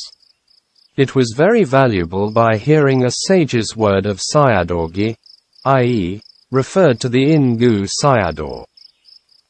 If Sayadaw did not mention, I could take pleasure in visions and hearings, i.e., divine eye and ear, it would be wrong. I would take them as real, and it took me moving with it. Now I have arrived at the top with a noble word of a sage. I want you all to get this kind of general knowledge. The divine eye, knowledge of past lives, jhanas and avana, intuitive power, psychic power, etc., are arguably the highest secular knowledge.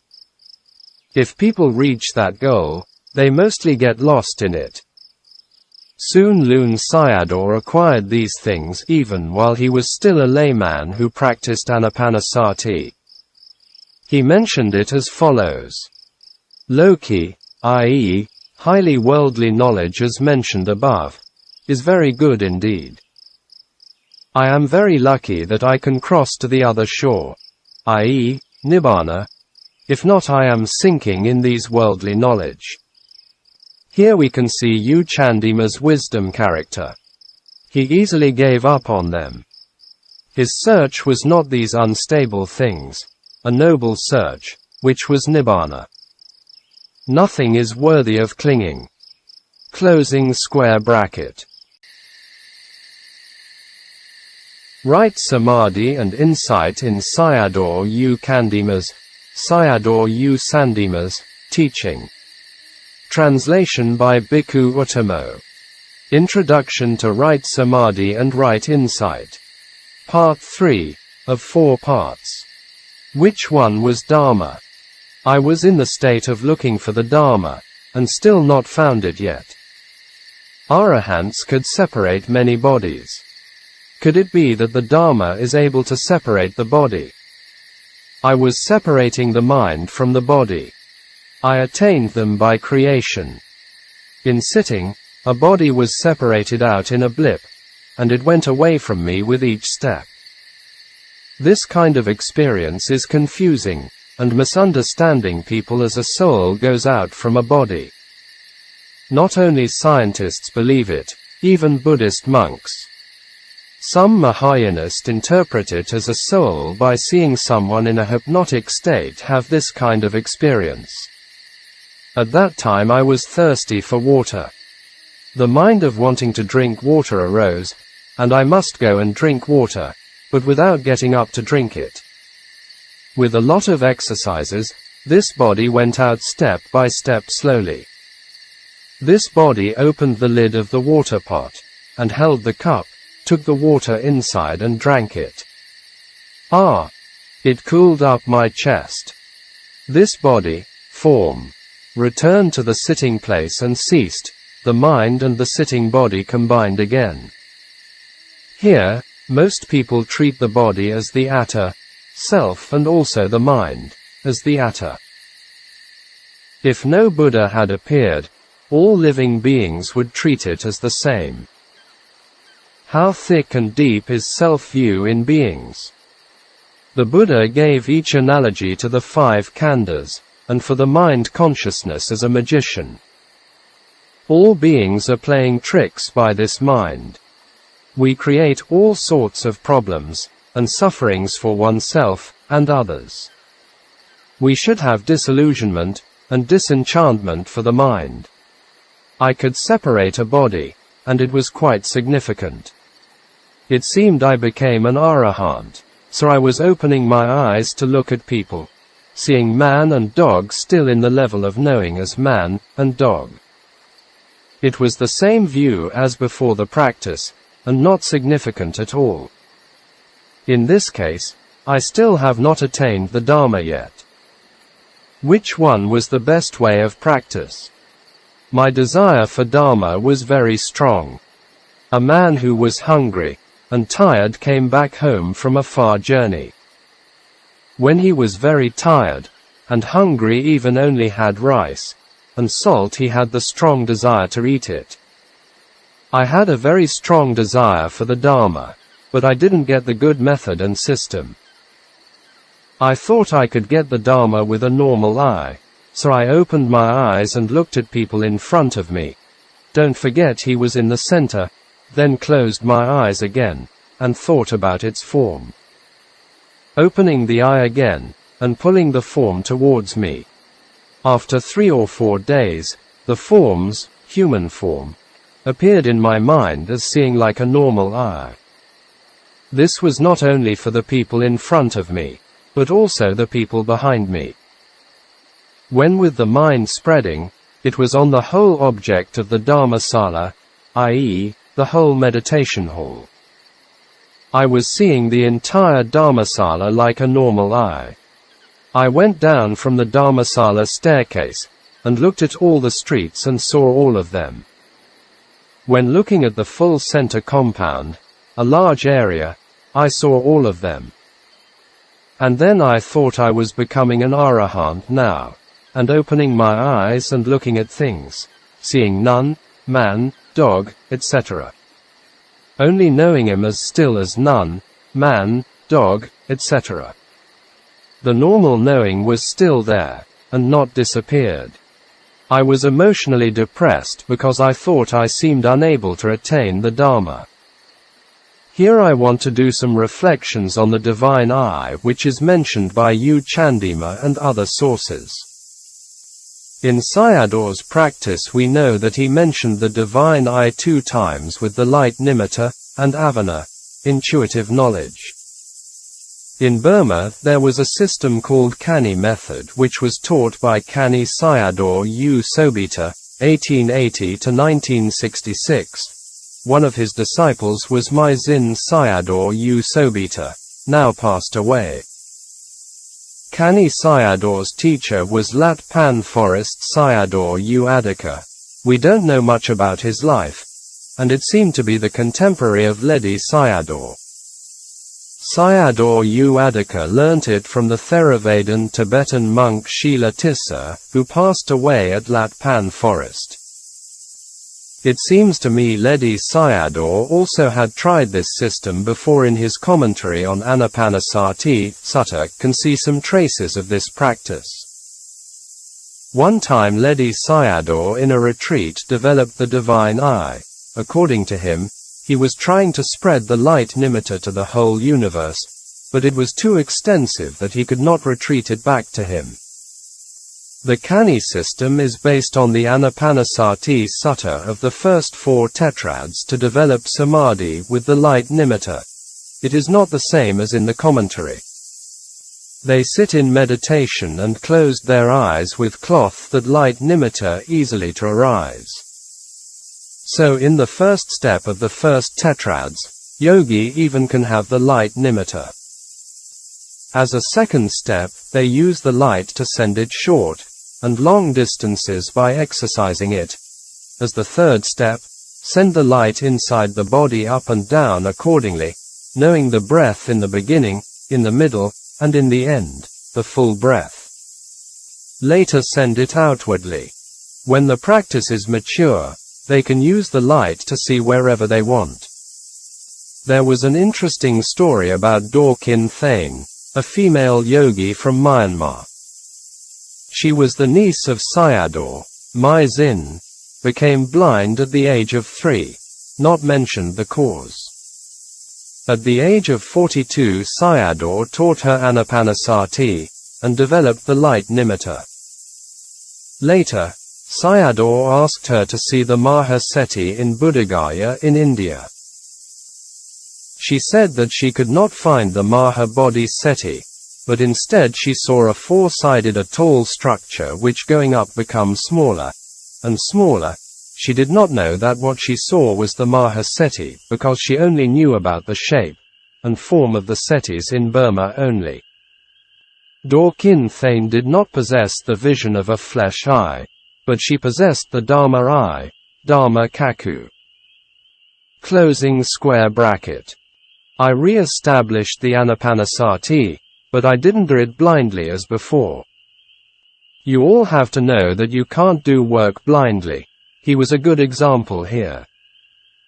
In Vipassana practice there are Sakka Nana, Kika Nana, Kata Nana, Yathabhuta Nana. In simple words, they are knowledge of study, knowledge of practice, knowledge of result, knowledge of the things as it really is. We have to analyze and reflect on them. I was doing what the teacher had told me, but I didn't know why I had to do it. I didn't know what was necessary for the goal. Why did he ask me to do it? He didn't explain them to me. The teacher didn't tell me clearly about the practice.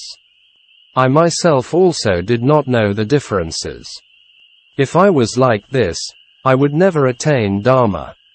Why have to establish Anapanasati? The Buddha became a Buddha with Anapanasati. Dhamma must exist in Anapanasati meditation.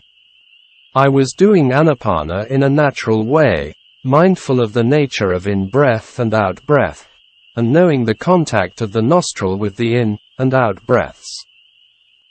I didn't do it blindly as before breathing in shoe shell, etc., not doing it without any reason, and doing it mindfully.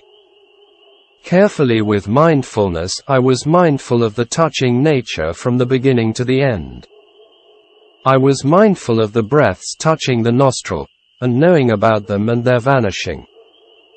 These did not fit together. I knew it only after it arose, and after it vanished, i.e., not in the present moment. I reduced the quick air into balance with mindfulness.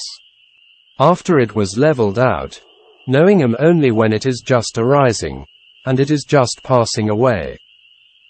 My desire is to know in these things what made that Dhamma exists. Vithicita, consciousness belonging to a cognitive process, or process mind, arose in my knowing of rise and fall. With balanced sati, do not let it be more than necessary and it becomes balanced, and then knowing him just arising and passing away.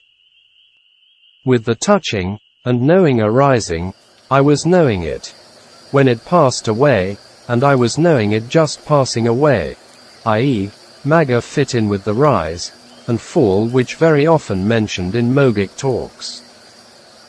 After that, life continuum mind, Bhavanga Chitta, ceased. In Burmese, the usage is fallen into Bhavanga. From the rise and fall of touching and knowing, it fall into Bhavanga. It was like fanning with a fan, Bhavanga vibration. Dhamma existed in Anapana that I let my mind return to the touching point of the nostril. With a vibration Bhavanga pulled the mind back to it. Oh, what was that? I was looking Dhamma at Anapana, but something which I didn't know was pulling the mind back to Bhavanga, in Burmese using the short form of Bhavam. I returned the mind back to the knowing of touching and vanishing. Furthermore, I didn't do it blindly like before. You all have to be careful as if in practice you encounter something, have to reflect why it happens. What is the result of it? Etc. These kinds of investigating nature, observation nature, and reflective nature is the seed of getting insight knowledge. So don't do it blindly. Otherwise, you can't achieve your goal with it. With mindfulness, I knew the arising and passing away of it, observing it with knowledge. Nana, the knowing mind disappeared in a blip. I thought if it didn't stay where I led, then let it stay where it was going. So my mindfulness stayed at Bhavanga. Before I didn't know about Bhavanga and its existence. Consciousness arose, Vedana arose, etc. Knowing them and its disappearing. When Vedana arose, the mind at Bhavanga moved to Vedana. Who was this culprit? What did it mean? When I let it on Vedana, it was unbearable. The above process seems similar to Bhavanga Chitta and Viticita Chitta arising and vanishing intermittently in the Abhidhamma mind process. This was the result Dhamma. I wouldn't let it happen again. This mind desired for Dhamma, afraid of ghosts, desire for Nibbana, afraid of samsara, and it wanted to be free from samsara. After it moved to Vedana, and not stayed there, and ran away with fear. The bhavanga or chest area became tense. What did that mean? As Vedana increased, more tensions arose. The mind was suffering, and tired of it. Vedana increasing underneath was nothing to do with the body kanda, i.e., becoming tense at the chest. When I was reflecting on the reason, the mind suffered so that it became tired. This body and this mind were functioning together. If the mind suffered, bhavanga became tense, chest and heart area. If the mind relaxed, bhavanga was also relaxed. This mind and this body had a cause and effect relationship. These are the processes of vipassana. It'll be difficult for you all to contemplate, but it has value. If your knowledge is not enough for contemplation, you don't know what I am talking about. On the path of vipassana you have to practice in this way to develop it. I am delivering it for you to attain wisdom knowledge. You have to observe and know what it's about. Before practice, the bhavanga was not tense. With practice, Vedana arose so that bhavanga became tense. If the mind suffered, bhavanga was tense, and if the mind was happy, bhavanga relaxed. This mind and bhavanga must have cause and effect. I didn't re-establish anapana again. Instead at bhavanga, I looked after the mind not to be tensed, and looked after the bhavanga not to be tensed either. When Vedana increased, this mind wanted to move. I was warning it to stay as usual, and not to be chaotic. The body changed as it worked, the mind must do its own work. Even though Vedana was increasing, practicing with the strength of saddha, and viriya, faith, and energy, at last bhavanga mind ceased. This mind had no need to look after it and it is separated from the body. It was nothing to do with me, and bhavanga became cool, and happy. Previously, with the increase of Vedana, the bhavanga became tense and the mind was in pain. Now bhavanga was relaxed, and happy. Even Vedana was increasing, yet there was only physical pain, not spiritual pain. The mind was in pain before because I couldn't bear the tenseness, stiffness, numbness, and aches. I had made the wrong accusation on the body, i.e., taking pain as the cause of the body. This was dispelling of wrong view, and changing into wisdom knowledge. In common people when they were sick, head, body, hands, etc. In pains and aches, they thought and accused the physical body. They didn't know the reality, i.e., paramattha, and only knew the non-existence of concepts, panati. They clung to bodily suffering that did not exist, became greedy, tanha, and hold on to wrong views, ditthi. Now ditthi was fallen away. Because of this body, rupa, Vedana were arising which led to wrong views and perceptions. Pain in the thighs and legs is not suffering. Suffering and pleasure are in the mind, so knowing the mind as the cause. Before, clinging to the body, and we made the accusation of it. It was not existing in the body, but in the mind. Before in Anapana even Vedana was increasing. When the mind could stay with Anapana it was happy.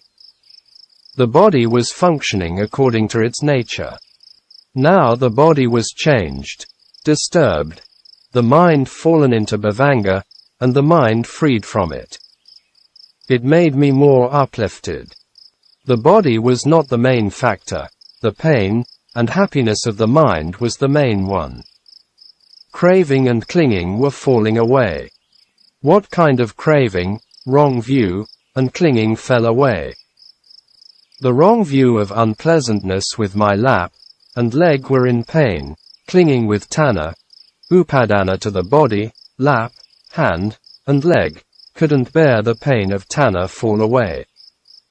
From sotapanna to arahant their ditthi, tanha, and upadana were not the same, and their khandhas, i.e., 5 khandhas, also not the same. Now it was the cessation of kala sotapanna's ditthi, tanha, and upadana dharmas. Because of this mind that pain and happiness arose, so the increasing of Vedana was the cause. At near death, I should not pass away with the cause, only with the cessation of the cause to Nibbana. Because of this mind, pain and happiness arose, so I had the desire to know the cause of this mind. This time when Vedana was increasing I didn't let Bhavanga fell in. Instead, I contemplated the increasing of Vedana to know its mental factor. Who was the one to experience the increasing of Vedana? It was true that Dhamma existed in the khandha. Search for Dhamma was opening the khandha package, and looking into it. With the increasing of Vedana the mind was moving, and wanting to run away. It wanted to run towards Anapana, and Bhavanga. No. You had to stay with Vedana, and focused it on Vedana, but it didn't stay there. Before this mind, and the I-ness mixed up, and became I was in pain. This was the mind in pain, and stuck with lust, raga, and defilement, kilesa. What was this mind? Mind and body were the objects of contemplation, and contemplative mind was mindfulness, sati. If without the differentiation, and mixed up, only I could see the body, I had to contemplate them with separation. There was arising a way to contemplate the mind and form with separation. Before, I had upadana on the mind. I wanted to know how this mind was related to Vedana. So I let go the mind to Vedana, and it freed from clinging to the mind, and Sakkaya Ditthi ceased, i.e., identity view. With the cessation of lust, raga, on Vedana, and this mind ceased in a blip. The mind was clear, and transparent. This point is mentioned in the Ingu Sayadaw's instruction in Vipassana. When leveling Samadhi and Panna and becoming balanced, it starts seeing Anicca.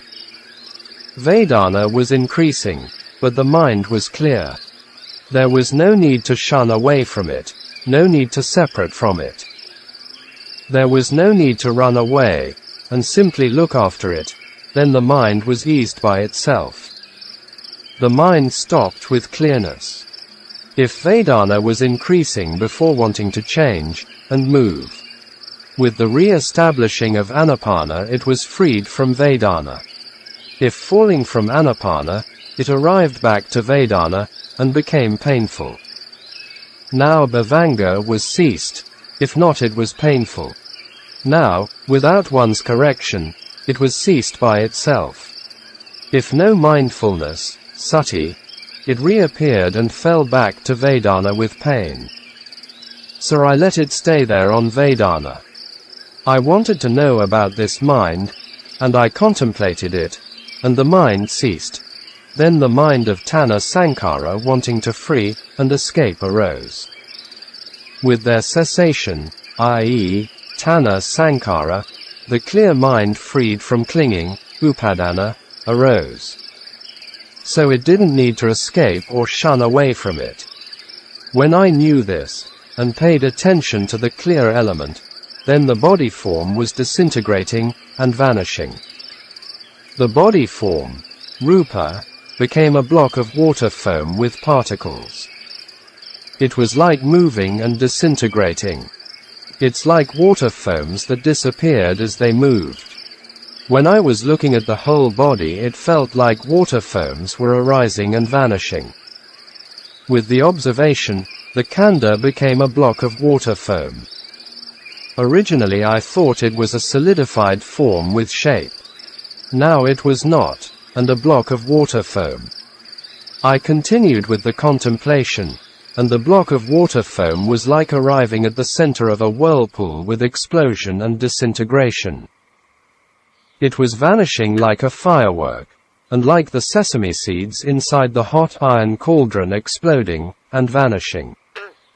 With the vanishing, and became fearful of it. I was looking for the Dhamma, and the kanda became dissolved.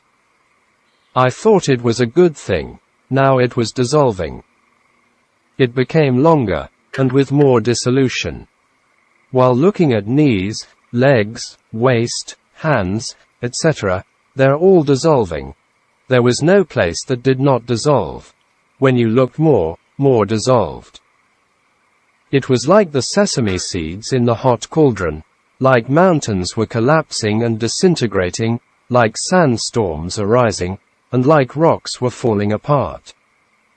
It was frightening like a strong typhoon blowing the trees with violent shaking, and striking with each other, and became noisy. In one of the Ingu Sayadaw's talks, even he could hear the sound of dissolution. This kanda body became frightening.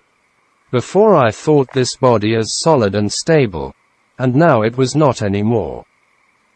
It was a big block of disintegration in a fearful way. I was seeing the present dissolution nature of ultimate reality, paramatta. It was not noting with concept, sana, but seeing its own nature. With more time, it was with more dissolution. It was so much dissolved that I became afraid of association with this body. It was dissolving at standing, going, coming, etc. Even if I couldn't speak and interact with others. It was impossible not to want to know the nature of it. I wanted to run away to a place which was free from this body. With more fear and more running. With more running and more dissolution that I was in trouble, even I couldn't sleep at night, at the stage of strong insight. At that time, B. Lin Sayadaw informed everyone to come to their monks' meeting, and I had to be there. Sayadaw was giving a talk, and asking me, "You Candima, do you appreciate my exhortation?" I was responding as, "Then, sir, I don't know about it." My answer made him displeased. So he said, "Then, you don't pay attention to what I exhort you." My answer was, "No, I don't then." Sir, it made him angrier. Then he asked me why I didn't pay attention to him. My response was, "Then, sir, I don't have the strength to listen to you. My body is in dissolution, and becoming a block of particles. I became afraid and out of control. If this body was like a robe, I would take it off, and discard it. Therefore, I am thinking of how to be freed from this body form." With this response, Sayadaw became quiet, and turning towards the Sangha, and said, "Venerables, he has the strong insight knowledge, and will become a 7 lives time stream enterer." I didn't know anything that he said, and I was not taking it seriously. The most important thing was that I was suffering, and how to be free from it. Therefore, I was asking him to give me a way to free myself from dukkha. His response was, "Dhamma will give you, and it doesn't need me." I thought he was leaving me alone and became in low spirits. I was looking at the whole body for where it would be freed. Instead it was disintegrating. It was frightening, like the strong wind of a typhoon and a sandstorm. I thought, I have been looking for Dhamma, but did not get it, and have only come across dukkha. I didn't know that it was Dhamma and dukkha. Furthermore, I still didn't know them as knowledge of dissolution, and knowledge of fear, i.e., Banga Nana, and Bhaya Nana. Later it was changed into very refined particles. This body had fallen apart like refined particles from a lump of flour. It seemed to me it would be burnt down into ashes by fire that made me in fear. Without running away from it, I must look for the Dhamma in them. I was making an investigation on why it had to be disintegrated. This was knowledge of exploration coming in, samasa nana. I couldn't find the body, head, hand and feet of my physical body, instead a lump of particles, kalapa. It was the perished body combined with fog, and dew particles, and my knowledge was changed. The cause Dhamma of impermanent characteristic, anicca lakkhana, that received the result of dukkha. This was still in mundane knowledge, lokya nana. It was seeing the dissolution that became pain. What was dissolution? With this inquiry I was concentrating on the particles, kalapas, the size of a coin on the body. There, heat wave and cold wave were arising. Among the particles, hot and cold particles arose intermittently, and the particles were collapsing and vanishing.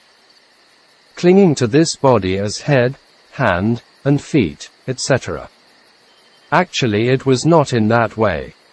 It was arising as hotness, coldness, tightness, stiffness. It was happening as the four elements were combined. Clinging to the khandha body as mine was changed to insight knowledge of hotness, coldness, stiffness, tightness, etc. Therefore, yogis were saying as seeing the elements, dhatu. I couldn't order these particles not to change. They were changing into hotness, coldness, etc. Craving, tanha, still not died, and not freed from dukkha yet. I was looking at them and wondered if their change would ever come to an end, but it didn't. Did pain exist in dissolution? Dissolution itself was not pain or suffering, and it was functioning according to its nature. I attained this knowledge. This physical body became a lump of elements that it couldn't be called as man, woman, etc. I discerned it as a lump of elements doing its duty according to its nature. I attained the knowledge that this was not me, man, woman, etc. With this discernment, I held my hand with the other hand, this is my hand, and opened my eyes, and looked at the hand, but it couldn't be confirmed as a hand because the hand had disappeared.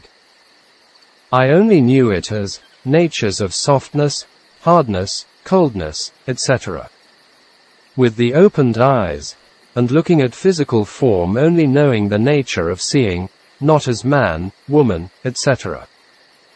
Holding the hand, and looking at it only seeing the nature of coolness, hardness, etc., but not seeing the hand. No one taught me about insight knowledge, vipassana nana. There was no clinging to the hand, body, leg, head, etc. These were the nature of elements. It was according to its own nature, and not me. With the knowledge of sabhava form dharma, natural phenomena of form, rupa, suffering ceased. With the cessation of suffering, and knowledge, nana, was left behind it. Firstly, it was the characteristic of elements that it expressed the nature of elements. Element was element, so the place of the hand was not the hand. Where was my hand gone now? This must be my hand, and making the accusation fervently. These were the differences between concepts of anicca, dukkha, anatta, and the wisdom of anicca, dukkha, anatta. Anatta means the finishing power of the atta. Can't cling with atta is anatta. Even though I was making the accusation strongly as, its hand, it's still impossible. Knowledge, nana, expressed its own nature. Hardness, softness, hotness, coldness existed as its intrinsic nature. I was opening the eyes, holding the hand and making the accusation as my hand, but it was not possible that I only knew the hardness, softness, hotness, coldness, etc. The hand was not the hardness, coldness, etc. The concept of the hand, and hard, soft, hot, cold, etc. were no connection. We can't think about it with normal experience. When opening the eyes and looking at it, I was only seeing the color. This was not the hand. My hand was gone, and I was in low spirits. Looking at it with the eyes and holding at it with the hand, and it was also impossible making the accusation. I was holding and saying as my robe. No. It was not, and only knowing the color nature, shape, form, image disappeared.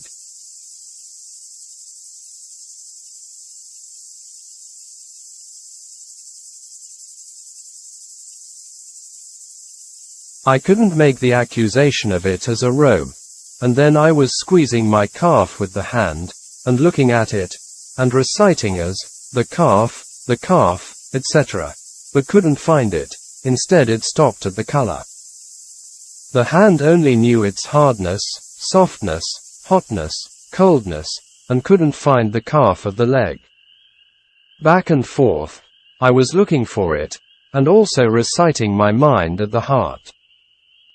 The world became upside down, and from then on concept, and reality, panati, and paramatta, became different. i.e., not mixing up, and becoming separate. The exposure of color and the concept of calf were not mixed up. The exposure of hardness, softness, hotness, coldness, and the concept of calf were not mixed up. The world, loka, was happening in accordance with the determination of the mind. Loka disappeared. Where was loka? It happened by the mind. The mind saw as a man was determined by the mind on the color of form, rupa. The mind took it as a man, accused it as a man, knew it as a man. The mind made the decision, and gave the answer. What is happening now? When with the eyes seeing the color of form couldn't determine it with the concepts. It was stopped at the seeing of color of form, rupa, which was real, paramatta. The nature of form, rupa, didn't tell us as man or woman, it was determined by the seeing mind, i.e., for worldling, pathujana, now it was separated. This was knowing the real existence, paramatta, of all the sense objects of the five senses of the door, eye, ear, body. Non-existing conceptual objects were stopped. It couldn't be given the names and concepts to them. The Buddha compared the mind consciousness with a magician. So, it deceives us all the time. Man, woman, dog, etc. were happening in the mind, and not in the outside or external. The world, loka, disappeared. The whole world was stopped. The existence of the world outside was the outcome of the inversions of the mind with wrong perception, wrong knowing, and wrong viewing. If all these distortions, inversion, perversion, ceased, there would be no existence of the world outside. If the mind was not determined as man, and the outside, external, was not man, not as tree, and the external was not tree, etc. These were the intrinsic nature of the elements. It was existing with their own nature, and not arriving to the concepts. It was like the following example. A man was very poor, and in his dream he found a bag of gold coins on the road. He happily picked up the bag, and another man saw it and shouted to him that he should have a share too. The poor man did not want to share with him, and ran with the gold bag, and the other following him behind. Unfortunately, the poor man stumbled down on the uneven road. The poor man woke up suddenly with a shock, and looking at his hand, and no gold bag with him. In the same way, if concept and reality, panati and paramatta, were separated, the preceding knowledge was paramatta, reality, and the following one was concept. It was stopping at reality, and not knowing the concept. The physical form, rupa, was not giving the concept, and only the mind giving it. One's own mind was clinging, and believing in it that the world, loka, appeared. The external sense bases, ayatana, were form, rupa, Dhamma with its own nature. One's own mind paid attention, manashikara, to the arising form. Concept was mind Dhamma, and reality, paramatta, was form, rupa, Dhamma. Concept and reality were separated, and stopped at paramatta, reality, of form. And then couldn't see it as man, woman, etc. I opened my eyes looking at people, and not seeing him as nuns, because the mind determining it had ceased. The forms, i.e., nuns, with their own nature, i.e., color, so that nuns disappeared. If looking at a dog its form, i.e., color, was expressing its own nature, and only the mind determined it that seeing as a dog. The mind making the concept ceased by seeing it stopping at the reality of the color, i.e., visible form paramatta. With the understanding that visible form, i.e., color, was not a dog. I have attained Dhamma now. Sayadaw, i.e., the Ingu, said that seeing man, and knowing as man, seeing dog, and knowing as dog, etc., was still not attaining the Dhamma yet. Before, when I saw a man, I knew to regard it as a man. Now the visual form, color, was expressing its element nature, and the mind stopped at the ultimate form, paramatta rupa. Mind and form were separated, and form, rupa, stayed on its own, giving the concept on it was mind Dhamma. Form was not mind, and mind was not form, so mind and form were separate. This was a small stream enterer, color sotapanna. If someone penetrated beyond the concept, and reality became color sotapanna or maha sotapanna. Now here, he was a color sotapanna, the insight process not ending yet. If seeing and just at seeing, if hearing and just at hearing, on the hearing just knew its element nature, and not as a crow, i.e., the sound of a crow. If hearing the sound of a dog, and just at hearing, and not clung to the dog because knowledge, nana, preceded it, only knowing the changing nature, and after knowing it vanished. When walking I put my feet on the ground, not knowing the ground, but only the nature of the hardness and coldness of the visual form, color.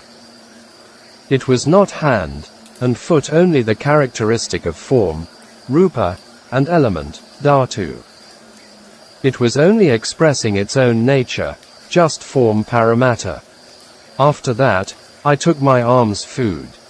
A nun came, and offered me some lemons.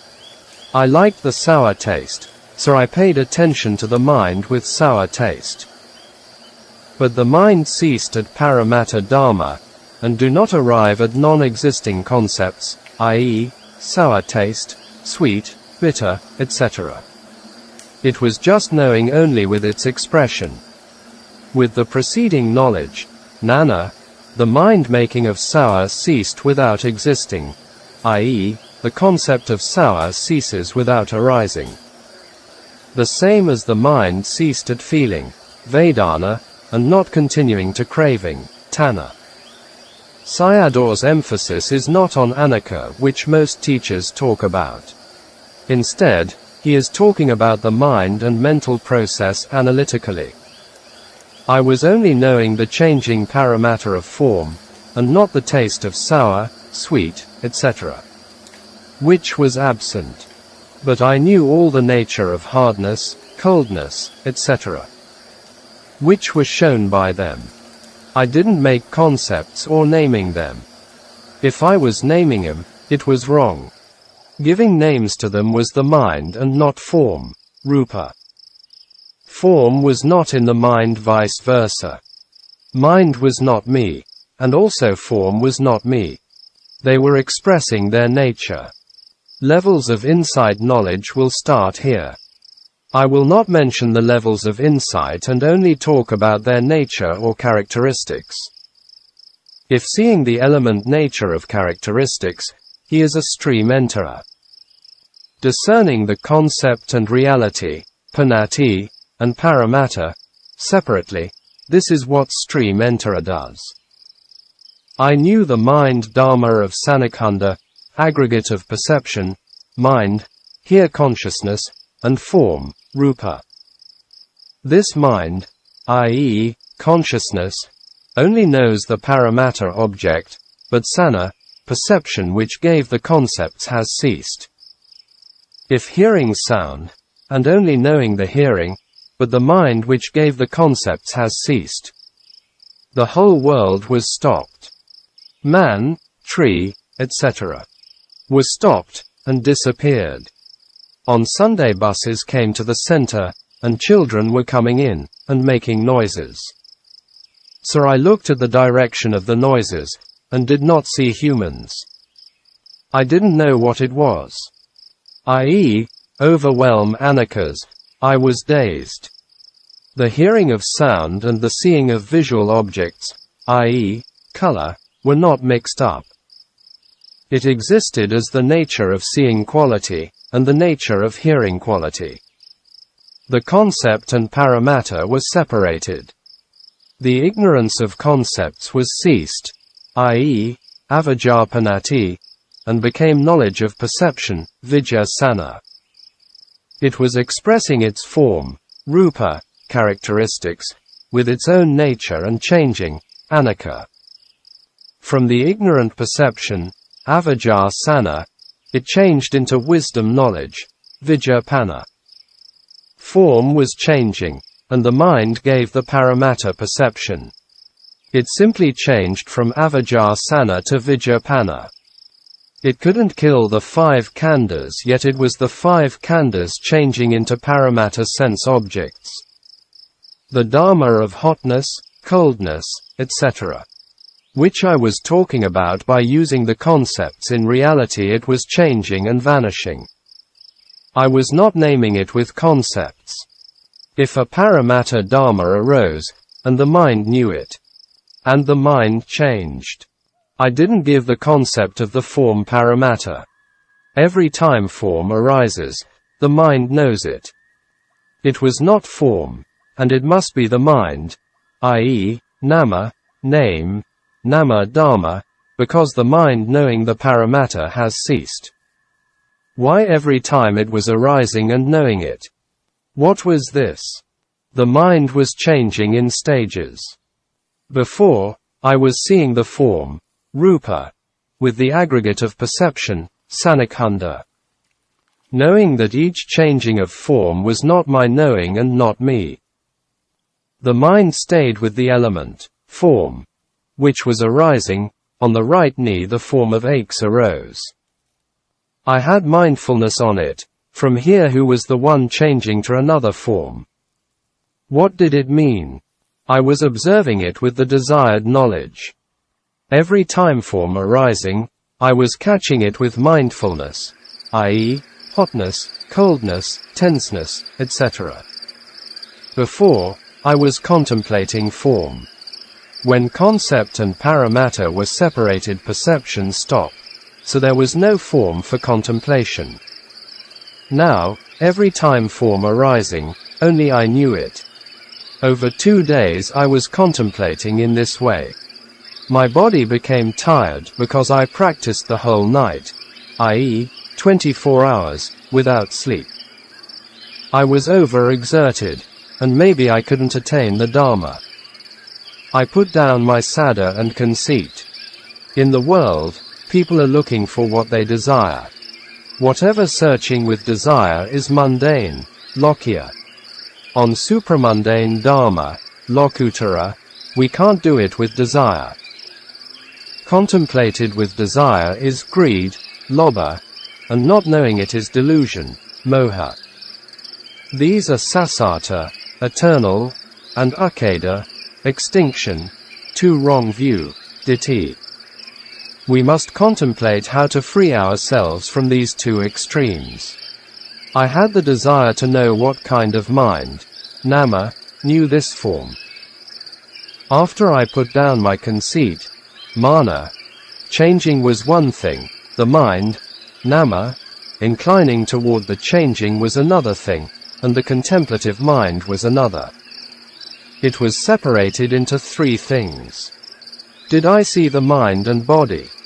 It was not like what you see when you look at the body.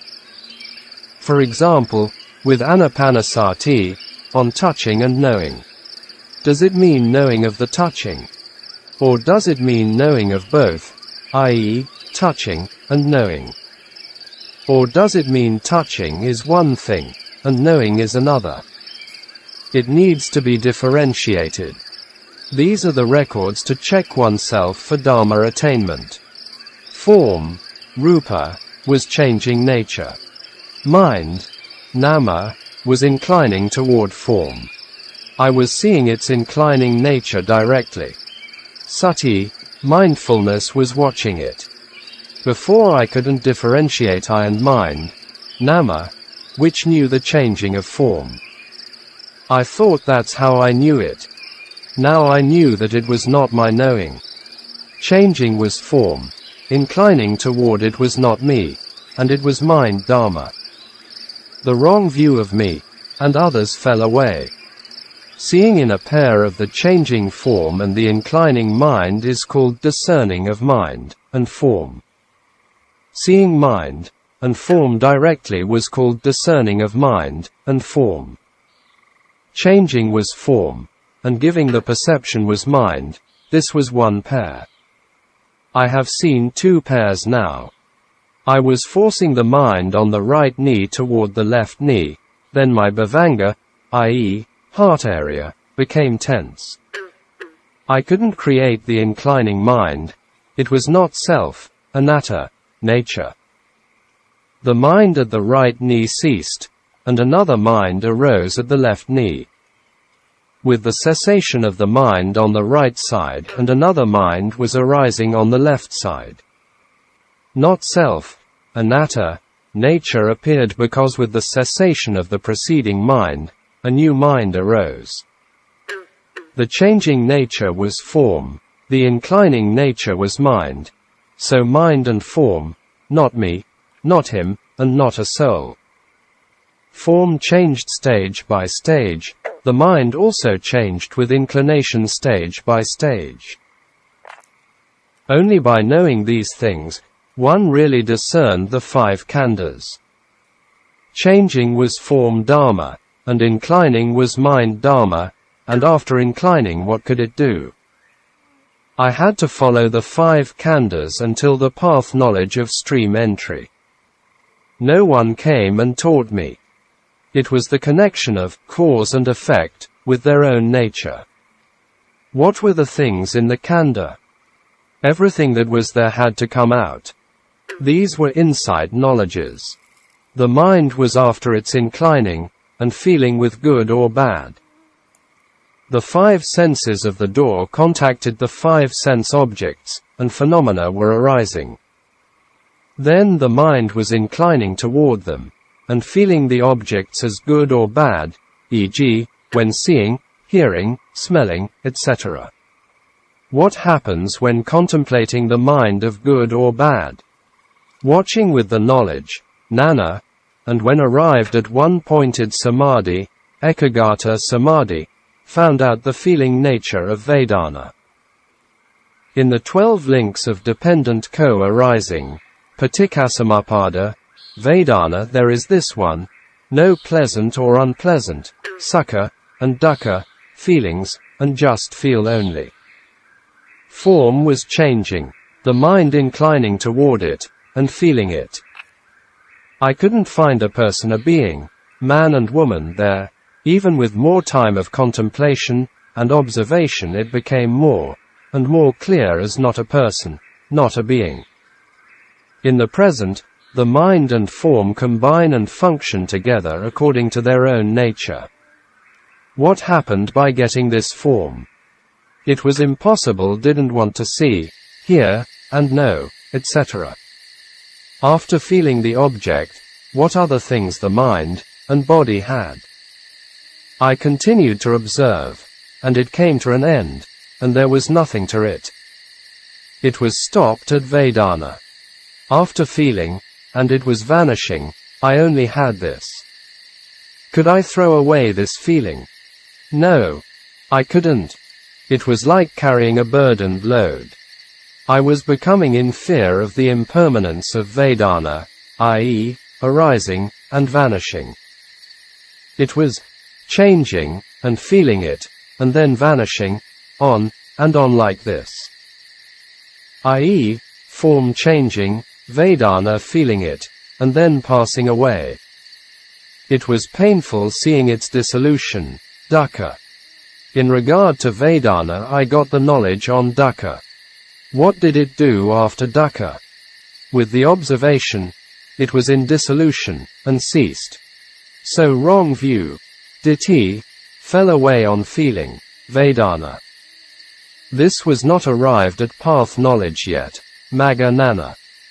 It was not freed from Vedana that focusing the knowledge, gnana, on the dissolution, i.e., bhanga, and at the bhavanga, heart or chest area, it was vibrating 3 times, and ceased. At the mind door, hadaya vathu, heart base, found out the element mind of consciousness, i.e., mana vinana dhatu. I know, what do I know? And how do I know it? This is important. Mind door was clear, and transparent. Mind consciousness, mana vinana, was knowing. Form, rupa, also was a clear element. Mind dhamma was knowing. What did it know? It was not knowing white or black, man or woman, and just only knowing. I was sitting with my closed eyes when the bhavanga vibrating 3 times, and the eyes opened. And then I heard the sound of a crow. Aosh. Aosh. The mind was inclining toward the sound. How did it appear in the knowledge? Gnana. Right Samādhi and insight in Sayadaw U Candima's, Sayadaw U Sandima's, teaching. Translation by Bhikkhu Uttamo. Introduction to Right Samādhi and Right Insight. Part 4, of 4 parts. It was appearing in the knowledge as the form Dhamma of Aosh, i.e., at the ear door, and the knowing, Aosh, of mind Dhamma, i.e., at the mana dvara, mind door. Before, what we were knowing was, seeing is form and knowing is mind, hearing is form and knowing is mind, etc. This is not true. After the 3 bhavangas ceased, one was able to contemplate mind consciousness, vijnana. Sometimes, we are using language as not very accurate, e.g., here seeing is form should be, seeing is visual form or object, knowing of visual form or object is mind, etc. Here Sayadaw's experience supported the teaching in the Abhidhamma. When we see a visual form, it appears at 2 doors, i.e., the eye door, and mind door. Sound also in the ear door, and mind door, etc. If we contemplate a sound, the mind should not go out to the outside where the sound comes from. The mind should be at the ear, if not we are contemplating at the wrong place. As a teaching theory, teachers are talking. Seeing is visual form, and knowing of visual form is mind, etc. That is also true, not wrong. We can also contemplate them separately, e.g., sound object at the ear, and knowing mind object of the sound at the heart area, etc. Contemplating together as above mentioned is another thing. This is dependent on the context. Aosh was form Dhamma and mind Dhamma. This was knowing mind and form. Before was form, and perception, rupa, and sana. Now was clear form Dhamma, eye, ear, nose, tongue, and body doors, and clear bhavanga form Dhamma, i.e., mind door. The elements of earth, Pathavi, water, Apo, etc. ceased, and at the clear from Avira Aush. Sound, and at the bhavanga Aush. Knowing element appeared. It was quite significant. Aush was form, sound, and Aush. Also the knowing mind. Both of them were Aush. Before what I heard was hearing is form, and knowing is mind. This is mixing 'em up. So in Anapana it should be, touching is form, and touching is mind. It is not, touching is form, and knowing is mind. Here was an interpretation problem. It should be, touching is form, and knowing the touching is mind.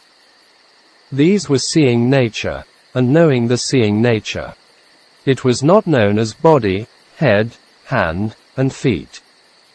Touching was form Dhamma, and knowing the touching was mind Dhamma. So this body was a lump of clear element, and a lump of knowing element. This was not a person, not a being and not a soul. Looking at wherever there was, knowing exists, these are touching nature, and knowing nature. Carefully observing with mindfulness, sati, it was not knowing the sound coming from there, i.e., external. At hearing the sound with the ear, every time hearing form, and knowing the hearing were arising, i.e., form, and mind, when looking at bhavanga, and saw the contact, phassa, was arising. I don't know the texts, i.e., suttas, and thin gyo, the Burmese Abhidhamma text of Abhidhammata Sangaha. Fire element was arising when the hand touched the gas lighter. With the vibrations of bhavanga, and the mind was inclining toward it. For example, from outside when the sound of the crow Osh arising, and didn't know the outside sound. The sound came, and contacting the clear element of ear was seen with mindfulness by looking at the bhavanga. From the outside was one Osh. At the clear element of the ear was one Osh. And at the clear element of bhavanga was one Osh. So 3 Osh. Every time mind, and form arising found the contact, phassa, which inclining to the bhavanga. There was a current of inclination. At the clear mana element, mind element, a mind, and form arose. The outside mind and form was not me. The mind and form arising at the clear element of the ear was not me. The mind and form arising at the clear element of bhavanga were also not me. I discerned all the 5 khandhas. It is quite interesting. U Candima's own explanations of his experiences were confirmed by Abhidhamma, which some scholars rejected. All of the wrong views were not falling away yet. Before was after the 3 bhavangas ceased, and the mind arising again, and seeing, hearing, etc. were happening again. And then I re-entered the bhavanga, Samādhi, and it cut off 3 times, vibrate 3 times. Of the 3 bhavangas I entered the first bhavanga first, and observing the clear mana hadaya vafu, the clear element of mind door at the heart, a feeling, Vedana, arose, and ceased, and then bhavanga vibrating came to cease. I tried it not to fall away by controlling the bhavanga, and observing the form, rupa, of how it was functioning. Vedanas were changing, but the mind was not experiencing of pleasure and pain. Contact, phassa, and Vedana ceased. At the first bhavanga contact, and feeling ceased, but the perception of hot, stiff, ache, pain, etc. was still there, i.e., the concept of form. I entered the second bhavanga, hot, still, ache, pain, etc. Perceptions ceased, including phassa and vedana, but the changing form nature, intrinsic nature of form, was still there. After entered the third bhavanga, and it ceased, the two elements of clear form of the mind door, hadaya vathu, and the consciousness of knowing were there. Contemplating the mind consciousness, mana vijnana, is possible only after the three bhavangas. Directly knowing the seeing, knowing the hearing, etc. are not true. I am saying this with guarantee. I say it because I myself have arrived at this stage that I know. How is the aggregate of perception, sanikhanda? How is the aggregate of feeling, vedanakanda? How is contact, phassa, etc.? Note, it seems to me there are many ways of practice for realization of Dhamma, from simple to complex ways. As examples, Mahasi system is simple, and Far Ork system is complex. Mahamoggallana became Arahant in 1 week because his way of practice was simpler than Sariputta's way, which took 2 weeks. Because Sariputta was foremost in wisdom, his contemplation of Dhamma could be in more detail. The Buddha also taught people differently, without a fixed system. Therefore, we cannot justify any system with a fixed view as wrong or right. Closing square bracket. When sound contacted the ears, there were 2 sounds at the clear element of the ears, and at the clear element of mind door also 2 sounds. These are 2 pairs of mind and form. With the vibrating of bhavanga, and the mind inclining toward the clear element of bhavanga, mind door. If at that time stopped the bhavanga with the mind, and listening to the speech outside, when someone speaks, didn't know anything, but hearing the sound was not clear. When released the stopping of mind door, bhavanga, I could hear the speech. These things were happened by stopping the bhavanga with sati, and releasing it with sati. What did this mean? When the eyes contacted with the visual object, and the ears contacted with the sound with mindfulness, sati, stopped the bhavanga, and then released it, and contemplated them. With the stopping the seeing nature, and the hearing nature were stopped. If I released it, I could know the seeing, and the hearing. I was contemplating them again to see what Dhamma was, knowing the meaning of it. Perception, sana, feeling, vedana, mental formation, sankhara, and consciousness, vijnana, the 4 combined, and staying on the form, rupa, i.e., 5 khandhas working together. It was like a table with 4 legs, it could be very stable. The 5 khandhas were not me, and not others. Every time, mind and form arose, it functioned its own duty. It was becoming more, and more clear as not me. It couldn't find a person or a being, and I couldn't contemplate it this way. In seeing was 5 khandhas, in hearing was 5 khandhas, etc. All these 5 khandhas were arising by depending on sense doors and sense objects. It was not freed from external phenomena. It was freed only by stopping the bhavanga. I couldn't stay in bhavanga all the time, if I released it, and contemplated the external of seeing, hearing, etc. That encountered the 5 khandhas. The mind clung to the 5 khandhas as my body. My khandha was in a trembled situation. This mind built by ignorance, and craving, avijja, and tanha, or tanha, upadana, and kama, craving, clinging, and action, didn't know where to go. It couldn't stay at its khandha house, also it had to be ceased that couldn't separate from it.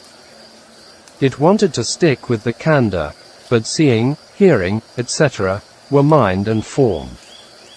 This knowledge made him to be not able to stick with the khandha, and left the khandha forever. These are the causes for the path knowledge or the path knowledge of stream entry to arise. There is still work to be done to contemplate the 5 khandhas. I had to be mindful of whatever rising Dhamma. You must with Satipatthana to search for Dhamma and seeing the 5 khandhas. This is searching for Dhamma. Sati had to stay with the 5 khandhas that Ditthi was stuck with Sati, i.e., contemplative knowledge, Nana. It became dukkha by observing with Sati. It became dukkha sakha. Sati couldn't stick with the 5 khandhas that it ceased. It stayed again, and ceased again. It didn't die forever. Sati was not freed, and it was looking elsewhere to free itself from the 5 khandhas. It was not freed from eye, ear, etc., and also couldn't go out to the outside objects. In the loka, the world of mind, and form, only this one khandha existed, for this yogi. In the external world, loka, person, beings, etc., did not exist, only with the eyes seeing that it existed outside, i.e., visual objects. With the clear element of the ears, that he was knowing the sounds outside, etc. Khandha existed on the clear elements or forms of one's khandha, body. I couldn't pay attention to the outside loka. There was only one internal khandha. External loka fell away, leaving with the internal loka. Internal 5 khandhas arose by depending on the cause. If not paying sati to them, the mind was freed, and with sati it was not freed.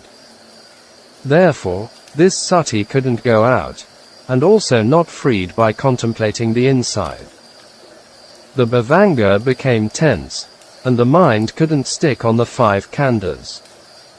How does the path knowledge arise? This, I have never heard about it. Wrong view. Ditthi is sticking with this sati. You have to stick with sati if you want to attain Dhamma.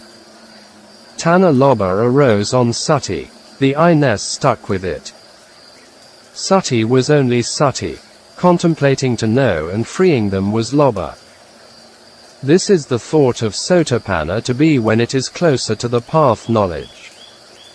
I was seeing the 5 khandhas, the I-ness was stuck with the mental factor of sati. If contemplating the outside also not freed from the 5 khandhas, I couldn't run away from it by contemplating again the 5 khandhas inside. The mind couldn't stick anywhere, and sometimes it was ceased with a blip. This sati ceased together with the desire of contemplating for freedom. It ceased with the cessation of knowingness. It was arising again, and not freeing from sati that it was painful. It was mentioned in the commentary on insight knowledge. Between Sankarapeka Nana and Magga Nana there is a bridge called Gotrabu Nana, change of lineage. In the Ingu Sayadaw's talk, he gave a simile of a seabird on the mast of a ship. The bird flew out to look at the seashore. In other places it gave the simile of crossing a trench by jump, running back and forth before jumping. The above-mentioned experience was similar to these similes. The mind shouldn't know it, and with knowing it became the dukkha sakha, truth of suffering. This khandha was not with the clinging of knowing as mine I saw, I heard, etc. It was with its own nature of mind and body. When I found out its meaningless karmically indeterminate nature, abhyakata sabhava, the desire mind of Atatana didn't know where to go. It was happening like this. Furthermore, it couldn't find inside and outside to cling to, and it became dukkha sakha, and the mind ceased. I didn't know it was nibbana. It seems to me Candima explained the above of his experience in gist. In the following he explained it in more detail with some reflections. This matter could not be created by oneself. And then my teacher said to me, "Today you don't sit for quite some time now." I was practicing to be mindful on the body movements in a moving position, so I missed the sitting meditation. So I sat for meditation. I was breathing strongly with Anapana meditation. The breathing was not me. With increased breathing also it was not me. You all listen to it mindfully. My teacher asked me to increase my breathing. This also was not me. I was getting tired. Before, I was always thinking about it as me. Now breathing was not me. With increased breathing also not me. Then I became seeing it. Looking at my establishment of anapanasati, touching, knowing, etc., these were original knowing and not me. Which one was my khandha? Touching, knowing was arising on the tip of the nostril, hearing on the ears. Inside the ears was hearing the sound of shu, shell, etc. Knowing it was another thing, and not me. Inside my ears I hear shu, shell, etc. Knowing that it is something else, and not me. The expressions of the 5 khandhas were not me. These were not of my knowing and my perception, and not my hearing the original mind, and form. It couldn't go out, and inside was also not me. In this case, I had nothing to contemplate, and nothing had to run away. There was no place to stand, so I became low-spirited. The sitting came to an end after 2 hours of resolution, adhitthana. And then I said to my teacher, "You teach us that if we contemplate the 5 khandhas, the path knowledge will arise, and attain nibbana. Now I discern the 5 khandhas penetratingly. Even seeing in this way ditthi was not fallen away. I'll never practice your Dhamma again." My teacher didn't say anything to me. He got up, and left, to the toilet. I bowed down to the Buddha image, and prepared to go to my room. I was in the squatting position with a cherut between my fingers, and put down my conceit, mana. Likewise, I had practiced for many months, more than a year. I was very tired and became bony. Even though I was practicing that much, and not attaining it. The teacher taught me to contemplate the 5 khandhas, and I practiced it quite analytically. Even practicing that much, ditthi did not fall away, and the path knowledge not arose. So I would never practice it again, and put down my conceit. The mind of wanting to contemplate, to know and to think ceased. This was entering nibbana. Before, I was looking for freedom inside and outside, but it was not freed. This time I would not contemplate. It was the path knowledge making ready for arising or taking acceleration. This is not the wanting mind that arises. It was also mentioned this point in some Mogic's talks. Was this khandha me? Did it belong to me? Did it exist inside and outside? I must check them carefully. If tanha and ditthi not fell away, I would not do it again, so I put down my conceit. Desire may be the appropriate word. At that time mind and mental factors ceased, such as wanting to search, to plan, to concern. It was not inclining outside and inside objects, or nothing to have for inclining, because the mind had to depend on the object, and without object, it came to cessation. Mind and mental factors ceased, and the body, rupa, was left behind as an indeterminate object, abhyakata. This was nibbana. What is nibbana? Mind and mental factors cease, and the body is left like a wooden statue. The following is how the mind ceased stage by stage, and entered Nibbana with the path knowledge arising. The mind and mental factors have ceased, and this is Nibbana. The mind wants to stay and has to depend on one of the external elements of the sense object. It doesn't want to take the object of ayatana, sense bases, so the mind can't stay by itself, and it ceases. The body is left by itself, and the other is Nibbana. This is stream enter as Nibbana. Sati is left behind as an ownerless Dhamma. Previously, the mind of lobha samudaya, greed or desire, wanted to contemplate and planned to follow with sati. Now, lobha samudaya mind ceases, and sati becomes ownerless.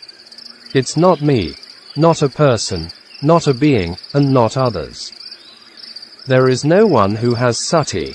It stays by itself with the cessation of person and being. This sati is ready for entering the stream of path knowledge. What I'm explaining it is for you to know it. If I say, now, we'll search for Dhamma, be mindful. This is I-ness sticks with sati. Sati cannot stick with the other 5 khandhas. I don't want to contemplate, it means I-ness kill itself. Where does the I exist? It's arising in the mind. If one contemplates, the mind arises. If one wants liberation, the mind arises. Once the mind arises, I also arise. Now the mind has ceased. With the cessation of the mind, I also cease. So there is no person and being, no doer, nothing for practice, and come to the end of the practice. A person exists that we are practicing Dhamma. If no person exists, and no need for practice. While mind exists, mental states have to exist. Nibbana is the cessation of mental states. With the cessation of the mind, 11 kinds of fire cease. The cessation of the 11 types of fire is Nibbana. The mind, the mental states, the person, and the being all cease, and this is Nibbana. With the cessation of mind, mental states, the active bhavanga falls off, and this body is left behind without owner. This sati is not aware by a person or a being. Instead, it's staying by itself, free from the cause of a person and a being. Sati is the result Dhamma. At the time of the cessation of mental states, factors, it enters Nibbana as a result. Nibbana cannot be created with one's desire. The clinging to, I, and, me, ditthi tanha cease. I was not entering the steam yet, i.e., Sotapatti Magga. It was near of entering the path. My teacher came back from the toilet, and opening the door, it was making the sound of chawi. And I regained my sati. When the mind arose in contact with the sound and the ear, sati cut it off at this moment. This was entering the stream. Before this mind was wanting to contemplate, to know, and to desire. What was sticking with the mind? The I-ness of ditthi tanha mana was sticking with the mind. The mind came to overwhelm sati before and it was now in cessation. So this sati was left behind as an object of contemplation. Now this ownerless sati with the cause ceased, and became the resulted anatta sati, not self-mindfulness, which didn't have a person, a being or me. The mind clinging to the result of the cause as my khandha was arising. This loneliness of sati discerned the identity view of atta and craving, ditthi tanha. Here is the cessation of the 5 khandhas when the object and contemplative mind were freed from atta. This talk was the 3rd time he gave to the public after over 20 years of his attainment. So his talk here is not very smooth. Also sometimes very fast. Later his talks were better, and better. Sometimes he was using long sentences, and elaborated his process of experience. So it was difficult to translate. He rarely talked about insight knowledge, only about the state of mind in this process. The Ingu Sayadaw also was in the same way. When I was seeing the offender, and making this exclamation, "You are the offender. In the whole round of existence, samsara, I have been riding on you. When you have cars, you all are using it. Without cars, you can't go anywhere." Now it was the same way. The wanting Attatana was desiring for Nibbana. It was afraid of woeful existences, apayas. It had a desire for the khandha, and also wanting to be freed from it. This mind was happening in various ways. Now it had no place to stay, and came to cessation. Sati was under the power of the mind. Now Sati was seeing the mind as atta again, and it has ceased. This was entering the stream, Sotapatti Magga. With the entrance of the path, I had the sense of satisfaction. This moving mind which wanted to contemplate for freedom was seeing by Sati, and it couldn't control the atta khandha. Khandha by itself is not atta, but the mind takes it as atta. The bhavanga was vibrating and peaceful, like put down a burdened load, and becoming clear. The vibration of bhavanga meant in the whole round of existence was carrying this heavy load with wrong perception, wrong knowing, and wrong view to my khandha was fallen away. In this full talk, U Candima was using a lot of Pali words of the suttas, and Abhidhamma was unusual. It seems to me it came from his study of some of the suttas, and Abhidhamma. According to him, before and during the practice he didn't know anything about them, even the vipassana practice. Soon Lun Sayadaw's Dhamma talks were always simple Burmese, and couldn't use the Pali word. Carrying this burden in human life, I could not put it down forever. Now, this heavy load was successfully thrown over the cliff, and became light, and gave me the sense of satisfaction. It would never cling to this khandha as me, and mine again. The heavy burden fell away, and there was happiness. And the bhavanga was with vibrations, such as vibrating with coolness, etc. This was the experience of fruition states. It was existing as a fruition mind which freed from the fire of sorrow, lamentation, etc. After that I got up from sitting. Here again, according to U Chandima's experience, after the path knowledge and fruition knowledge arose, which was also mentioned by Mogik Sayadaw in some of his talks. Many meditation teachers also mentioned this point. Path knowledge is the cause, and fruition knowledge is the result, very similar to jhana. To become mature, skills have to be developed many times. Closing square bracket. When I was getting up from the seat, it wasn't me. Entering the stream also freed from the four postures, i.e., in squatting position.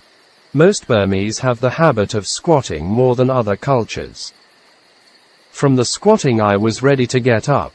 This was not in sitting, standing, moving, and stretching with the path knowledge arose. After the path knowledge and fruition mind arose, then I stood up, and I was in a dazed state. Standing up was not me. Stepping was not me, i.e., walking. I was moving my hand, it was not me. I was trying to speak, it wasn't me. Ditthi was fallen away, and it would never stick back again. Sotapanna attains 1/4 of the four paths of an arahant, and become kala vimutti, liberation or freedom from time. This physical body is not me. Its conditioned body and mind, rupa, and nama sankhara. They are doing their own job. I am free from it for over 20 years now, i.e., from wrong view, Ditti. Before I went up to the Dharma seat, it was not me, for this Dharma talk. I am giving Dharma which does not include me. I am stretching my limbs, which does not include me. Likewise, I am going and stepping, which does not include I-ness. Only the physical body is walking. If it becomes sotapanna, it must be so. Don't stop while walking. Is it you during the walk? I watch every action as me, but it is not. It is just the action. Here he tried every actions to feel it as me, but never appeared to him.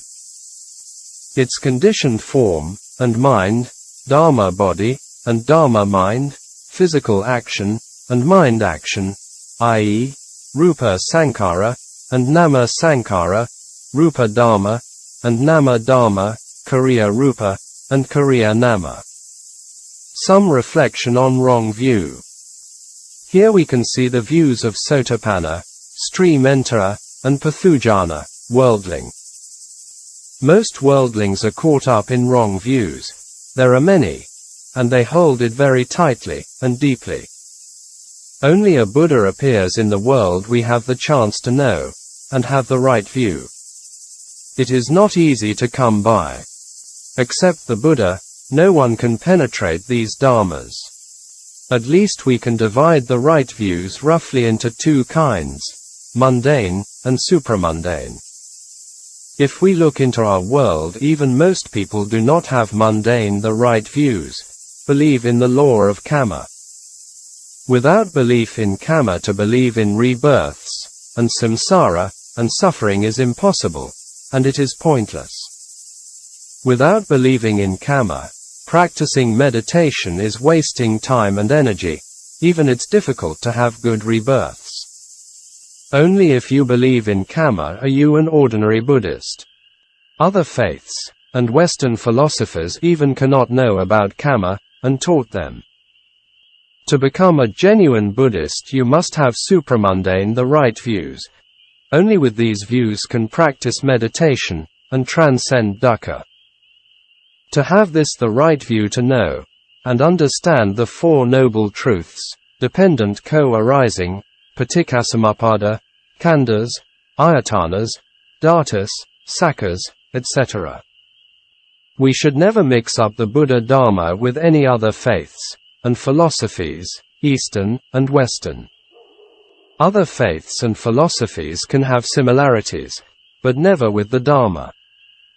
If we really study the Dharma in the Pali Nikayas and compare with other teachings, we will know the differences clearly. You don't even need a very highly sophisticated mind either. You will never find the Sanata Dharmas in any other faiths and philosophies. If we observe the Noble Eightfold Path, the arrangement is very systematic, and has profound meanings. The Noble Eightfold Path is the right view, right thought, right speech, right action, right livelihood, right effort, right mindfulness, and right concentration. In the Noble Eightfold Path, the first one is the right view. Why does it come first? Because with our views, and knowledge, thoughts, and thinking follow. With thoughts, actions follow, i.e., speech, bodily action, and livelihood. Only view and knowledge are right, the other things will be right. We can also see this kind of arrangement in the Mangala Sutta, the blessings. The first blessing, there is not to associate or consort with the fools, bala. If you can't follow this one, the other blessings are impossible. We can combine all the Buddha Dharma into Sila, Samādhi, and Panna. Maybe we can find Sila and Samādhi in other faiths and teachings, but there is no Panna. This Panna is Buddha's Panna or transcendental knowledge or wisdom. Even if we compare the Buddha's Sila and Samādhi with others, there are many differences. The Buddha's knowledge was more complete and profound than that of others.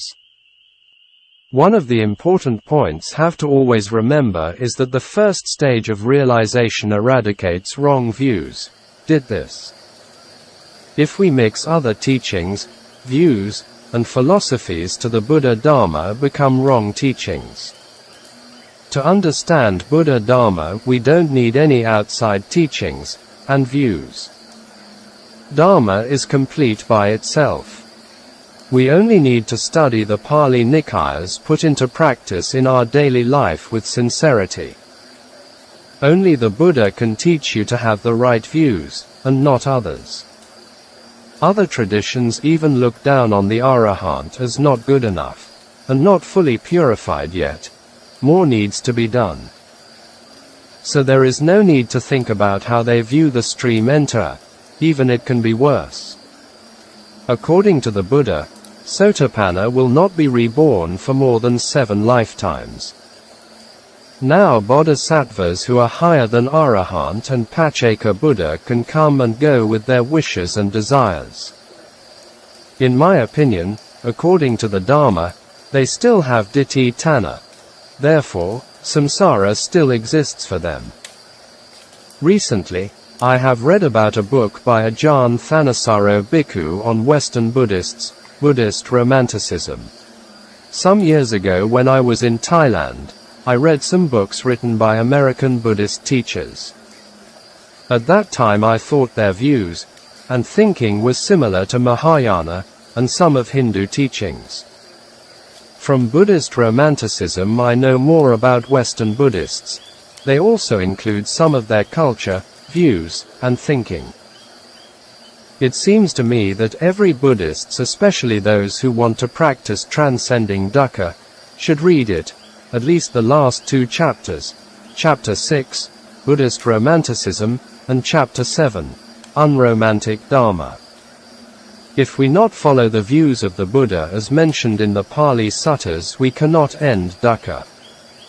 Tan Ajahn gave clear comparisons between the Nikaya teachings and other traditions.